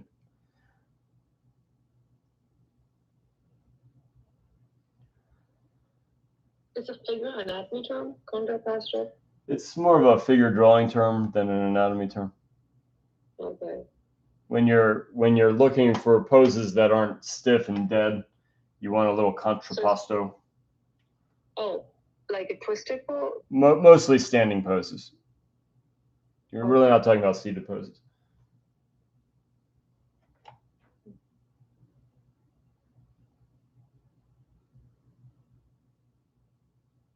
You'll hear that when I'm giving the model instructions, when I just say, okay, you can get into a lot of different poses. Just try to, if you're standing, then I want the rib cage facing a different direction than the pelvis. Just a little bit of a twist. It'll make the figure have a little bit more life. Okay. Sometimes they can definitely overdo it, and it's just like a pose that you'd never see in real life. But but for the most part, I'd much rather have a very dynamic pose than just stiff. All right, so I feel like this is a little flat now that I have this thick paint near the eye. So I might just put a little distinguishing modeling in that. I'm going to really address the ear, and I'm going to get those whiskers in. Then I'm going to play this by ear. I'm going to put a few little squiggles in. We're getting to that diminishing returns, though. We're getting pretty close to where I could call it a finished painting. And we're right on time. It's just a little bit past 3 hours, and I got started a tiny bit late. So this is a good time to be kind of wrapping it up, saying, well, what's essential to make that next brush stroke and what can be left behind. This flatness I definitely want to address. And just a little indication of those whiskers. And then I'll get the camera to blow it up, and I'll show the photo again. And we'll just call it,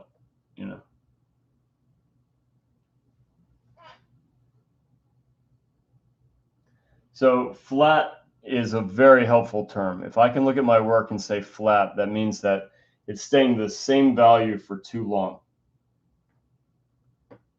And I really like this idea that if we can put our words on impasto too early is al dente. Move away acrylic and move the oil. Use only turpentine. Yeah, okay, so turpentine, yeah, it's fine. A lot of people work with turpentine. Apparently, those paintings really need a lot of conservation down the road, because what you're doing is you're breaking apart the pigments. It's getting to be a weak paint film, and it can degrade over time.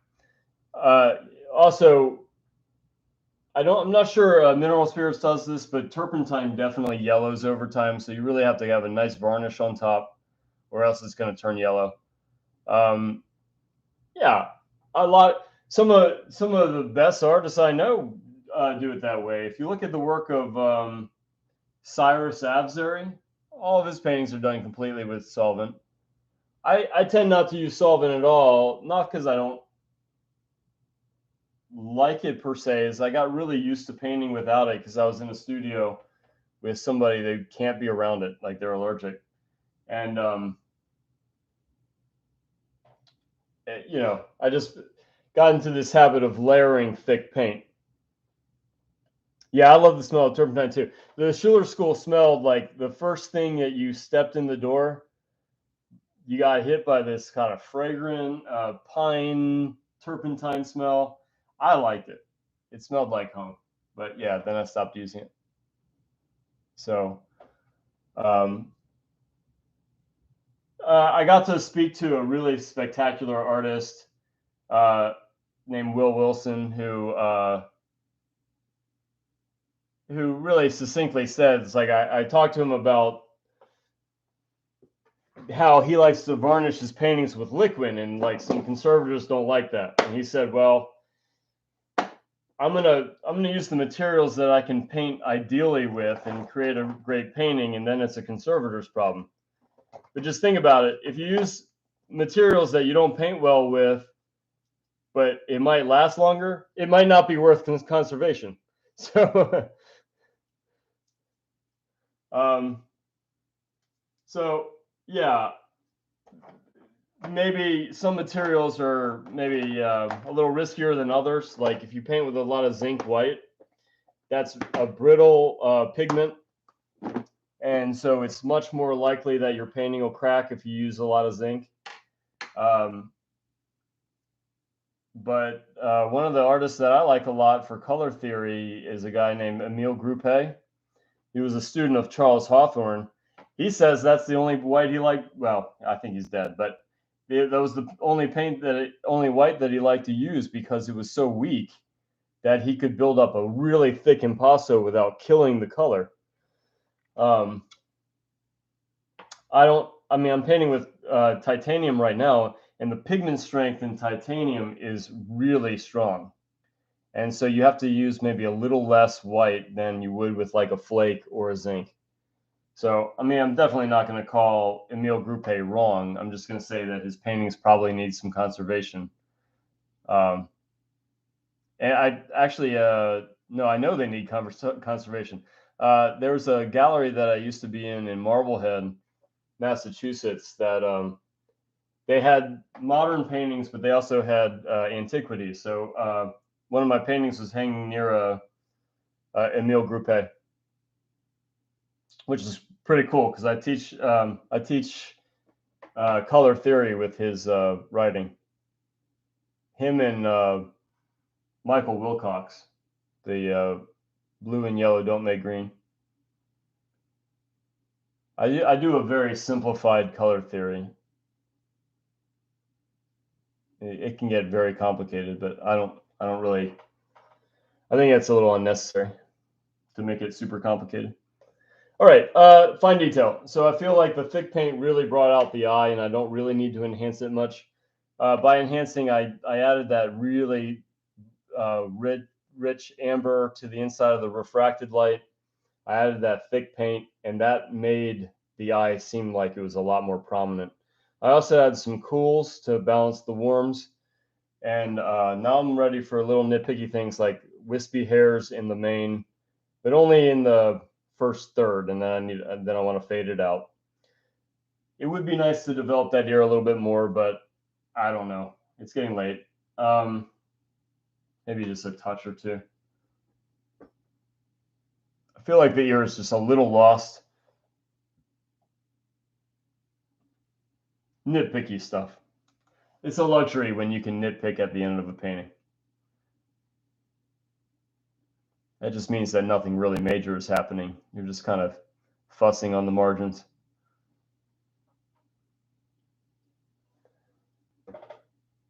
But I like this idea of the blues and greens. That'd be a fun thing to play up a little bit more. I was having fun with that. I just had to take a break from the main. And so let's put a few little wispy notes here, especially when they can cross over a dark. Maybe I want to turn it sideways again. And can you see? Yeah, let's see.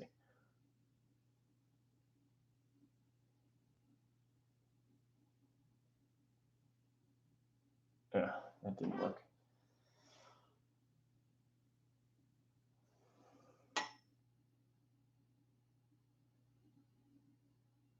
Yeah, turning it sideways didn't work. Just the mechanics of the flow of my hand. You know what, that's making me a little nervous about what's going to happen on Friday. Because that's the direction I'm going to have to paint that whole painting. Not boding well. I'm going to get shocked. This is a good time to practice, hon. Good time to practice. I'm in trouble. That's man, that's yikes.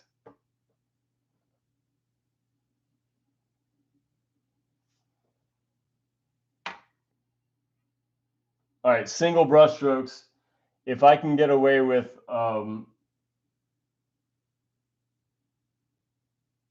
just crossing over into these darks and not creating the same direction every single time, then it'll pull off. But you see that, like, if I get into brush stroke 3 or 4, it's already starting to mix. So I got to be really careful just to leave 1 or 2, leave it behind, and then just anytime that I have a dark, if I want to superimpose a little hair in front of it, it'll look really nice. So I don't have to do it everywhere. It's just these little tiny touches that make it long hair as opposed to the short hair of the face. So it's just another form of contrast. And all these little subtle contrasts, they just add up. So you don't need them all, but the more you add, the kind of more dynamic your painting will be. So again, value is king. Value is the most important, unless you're doing like cartoon illustrations, stuff like that. I mean, I really, really love Alphonse Mucha and J.C. Leyendecker, those great illustrators. Those drawings are arguably flat. So I guess in that case, value wasn't really that, necessary. The proportions are great. The design is spectacular. And, but if you want three-dimensional realistic depth, then having contrast as kind of like the most important of the contrast variations, then yeah, I'll still support what I was saying. The warm and cool is an important one. Texture, that thick paint in there was really nice. Detail, so going detailed in here, but then leaving it on the edges as lesser detail. That's a subtle contrast, but it's an important one. These long hairs are making these short hairs really kind of tell a story of how lions kind of work, with that mane being such long hair. And just little visual interest notes. So this hair going in front of that dark. Remember, I was saying that I was really generous with that dark for the simple reason is that I was going to put these hairs over top. So it's really kind of anticipatory. I had that in my mind's eye, thinking it'll probably work when I add these notes, and I'll find out when I get there. So without it, I would have kind of missed out on my strategy. That's why, it's worth it to go maybe a little bit past the time that I wanted to spend, just because I didn't get to it yet. And so these little wispy hairs, when I put them in, I've got to stop and I got to say, is it competing with the face? And I'd say no, especially after I really chunked up the paint in there. So that Impasto did its job. Yeah, zinc white. Have you ever looked on the website for naturalpigments.com? They actually have shirts that say, friends don't let friends paint with zinc. Or at least they used to a while back, which is pretty funny. They have some pretty extreme takes. Like they say never paint on canvas. It's like, if the old masters did it, I'm cool with it, even if it needs a little conservation, then it was worth conservation. So I don't necessarily agree with that one. I do think they have good expertise. I'm not saying they don't know what they're talking about, but you always have the freedom to disagree with experts. So I'm not saying they're wrong either. I'm just saying I think it's worth it, even if it has the problems of a flexible ground. So for the record, before anybody rats me out to Natural Pigments. But Hans Garin is trashing you on YouTube. No. Wasn't doing that.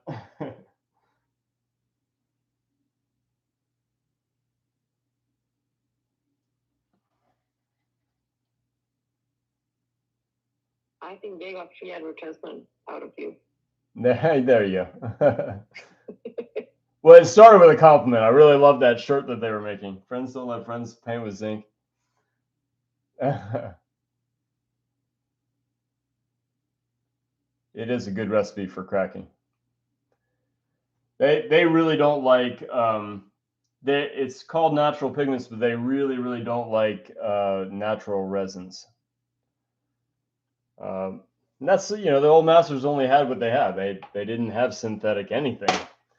Back in the 17th century, when you have Rubens and Rembrandt and Halls, and they were so spectacular that I would just say that if they used it and it's so great, and we visit the museums hundreds of years after their death, yeah, maybe the modern materials would hold up a little bit better, but I would never say that the old masters were wrong. So sometimes you can both be right and have a different philosophy, and that's perfectly fine, I think. So I want to break up a little flatness, and then I'm going to let it dissolve out. We're just a little bit too close to the head to let this be so blocky, in my opinion. All that's opinion, of course. Everyone's going to have their own style. We were just talking about that today with that law of diminishing returns, where it could be a finished painting at a certain point, and that every new thing that you add will add a little less impact. Well, if you're the sort to paint hyper detail, then it is worth it to keep adding that next thing and that next thing and then next thing. If you're the sort that says, okay, there's a certain point where it comes together and I want to stop right there for artistic purposes, that's not wrong. It'd be wrong if we had really bad anatomy, if the light didn't make sense. Like, I would just say that we did not meet that minimum threshold. But in this painting, I'd say I have. Like, I would say that we've already reached that stage where I could be done, but I want to add these little wisps. Like, that's too much. that commands too much attention. So good idea, bad execution, and a simple problem solve. But anyway, so yeah, I want to take a little bit of wispy paint into here. I want it to be pretty subtle. I only want this area to get developed, and I want to put these whiskers on. I'm going to do that next.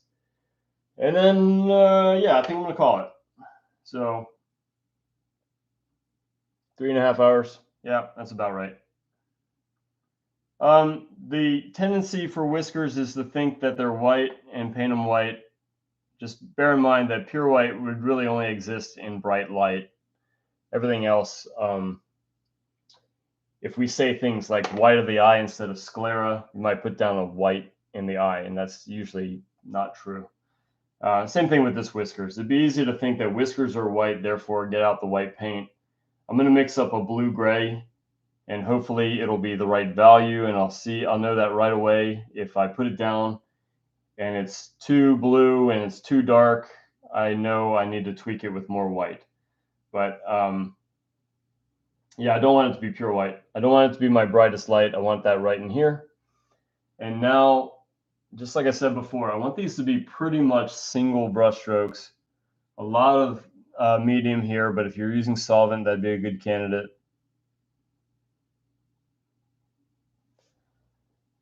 And the reason that I want a pure line, a single line, is because if I had to continue this line, I'd have to be so pinpoint precise.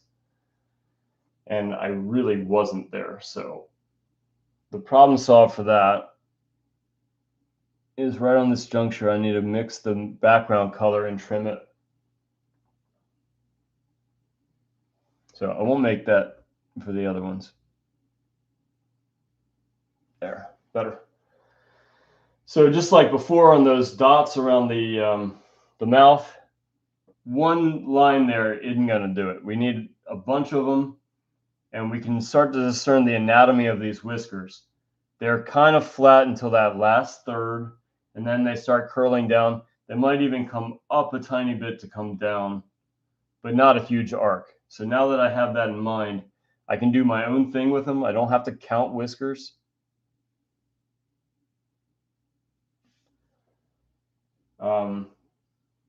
But I don't want to judge it until I've got like maybe 20 of these.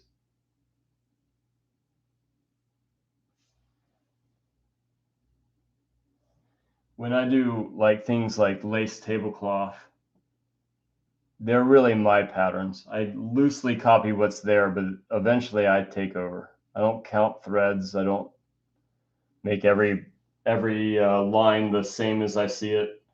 I kind of get an anatomy for it, a kind of a system for how I'm going to pull it off. And that usually works. All right, that got a little wonky. I'll trim that one too. Better. Oh, thanks, John. Really appreciate it. Really love all you hanging out with me while I paint these.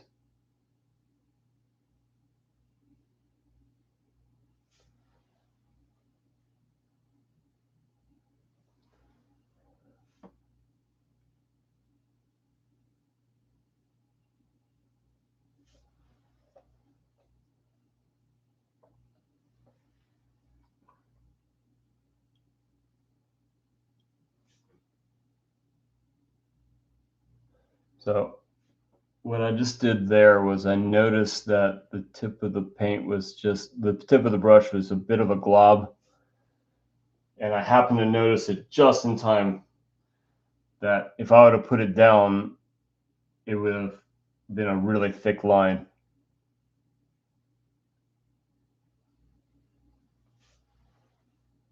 I can't say I'm that disciplined every time to check the tip of the brush before I make the mark, but this will go a lot smoother if I do.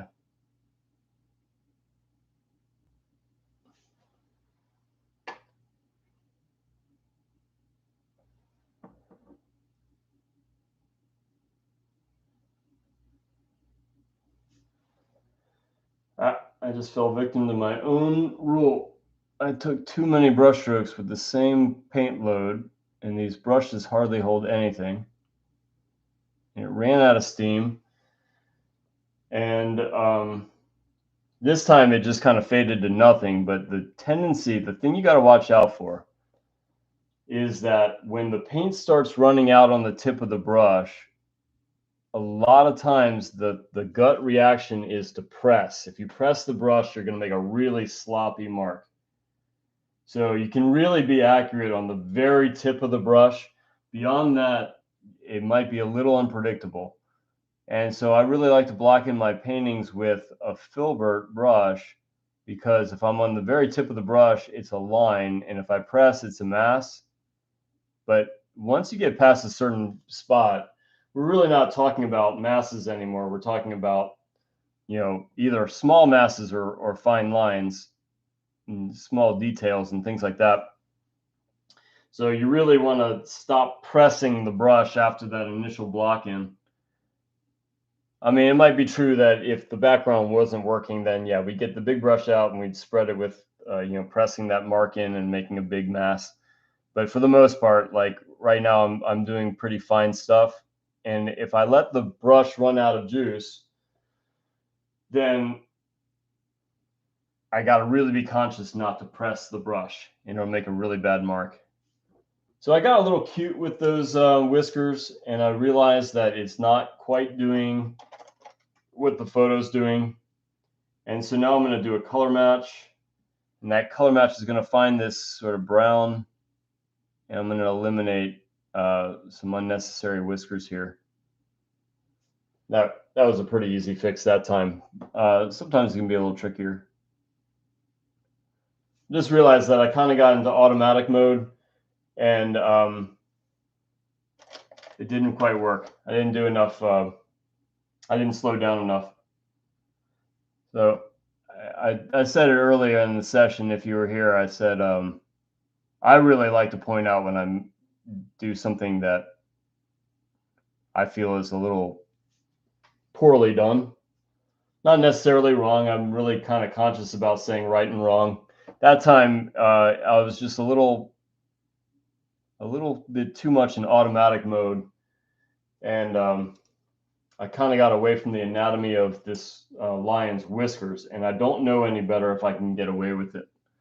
So I needed to add more up here and not down here. because they were all starting to get parallel and it wasn't looking great. So I took a little stop to solve a small problem,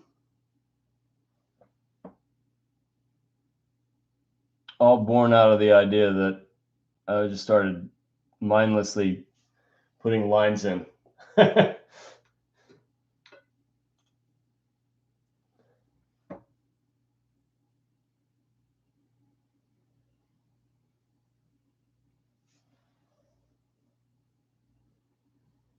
So maybe, I don't know, like 4 or 5 more, and then just another just kind of last evaluation. If there's anything glaring, yeah, I'll address it. If it's, checking all the boxes, then it's done.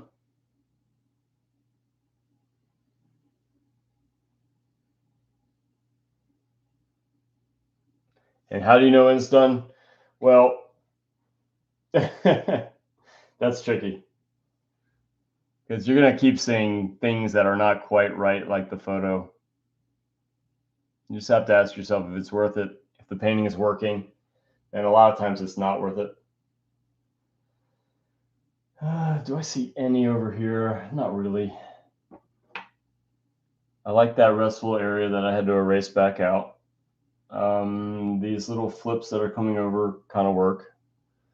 I could take a really dark value and just break this edge up a little. Make that mouth opening just a little less dark. Again, I want my rich dark to be right in the eye. And if I have that accent everywhere, then it's no longer special.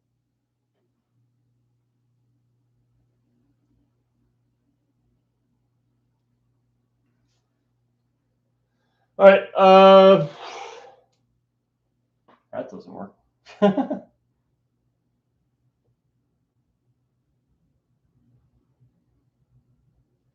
Yeah, better. I don't know. Thinking about wrapping it up.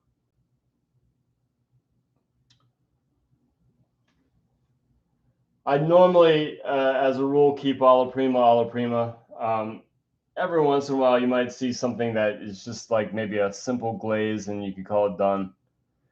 If I had to do another sitting to fix some problems that I just don't feel like it's good enough as a single sitting painting, it's fine. I'd work on it. I just wouldn't call it alla prima.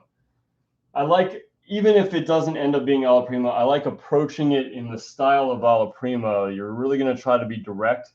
You're going to try to get a lot done with that sort of time element, and it has a lot of freshness. So if I went back into this, I'd try to keep the spirit of alla prima in there and just kind of fix some anatomy, or maybe the focal point needed a little bit of work or something. I don't think that's the case here, but I'm just talking in general for alla prima. I would say anything that I label alla prima is truly a one-sitting painting, except for maybe like, I don't know, just a tiny glaze or something. Nothing like corrective in the drawing or anything. It's not much of a badge of honor to call something alla prima, just like plein air. Yeah, it's impressive that something is done on location, but really viewers of your work are either impressed by a good painting or they're not. I don't think they really truly care if it was done on location or alla prima or whatever. They care about the quality of the painting. But I love alla prima as a skill builder. I like the idea of this freshness of the paint and this ability to be very efficient with it. I like to build skills and problem solving. So if you're doing a lot of alla prima, you're getting a lot of variations of things to work on, little skills to develop, like the ability to do fine lines on rather thick wet paint. The way you can experiment with color and texture and focal points and things like that. I think alla prima is spectacular for that. So I am going to call this one. I'm honored and flattered that you joined me and listened to me and interacted with me. I love that. Thank you so much. I will be posting this on Instagram as a more concise video, but it'll stay on there as a live. And little crooked. It's better. It'll stay on there as a live. And I'll also, yeah, like a shorter one with a little dubbed over. So like the explanation, you don't have to wait so long to get to it. We'll do like a, I don't know, 12 to 15-minute video. So very honored you joined me. I hope you join me for the next one too. I'll probably be doing a series of Alla Prima animals for the sake of that art show at the Schuler School of Fine Arts. We're doing a animal exhibition, animal theme exhibition called Fur to Feathers. And so I'm stocking up that show with Alla Primas and inviting people to enroll. It's a call to artists. Yeah, the more the merrier. At least see the show, if not enter it. And great. Good night. Good night.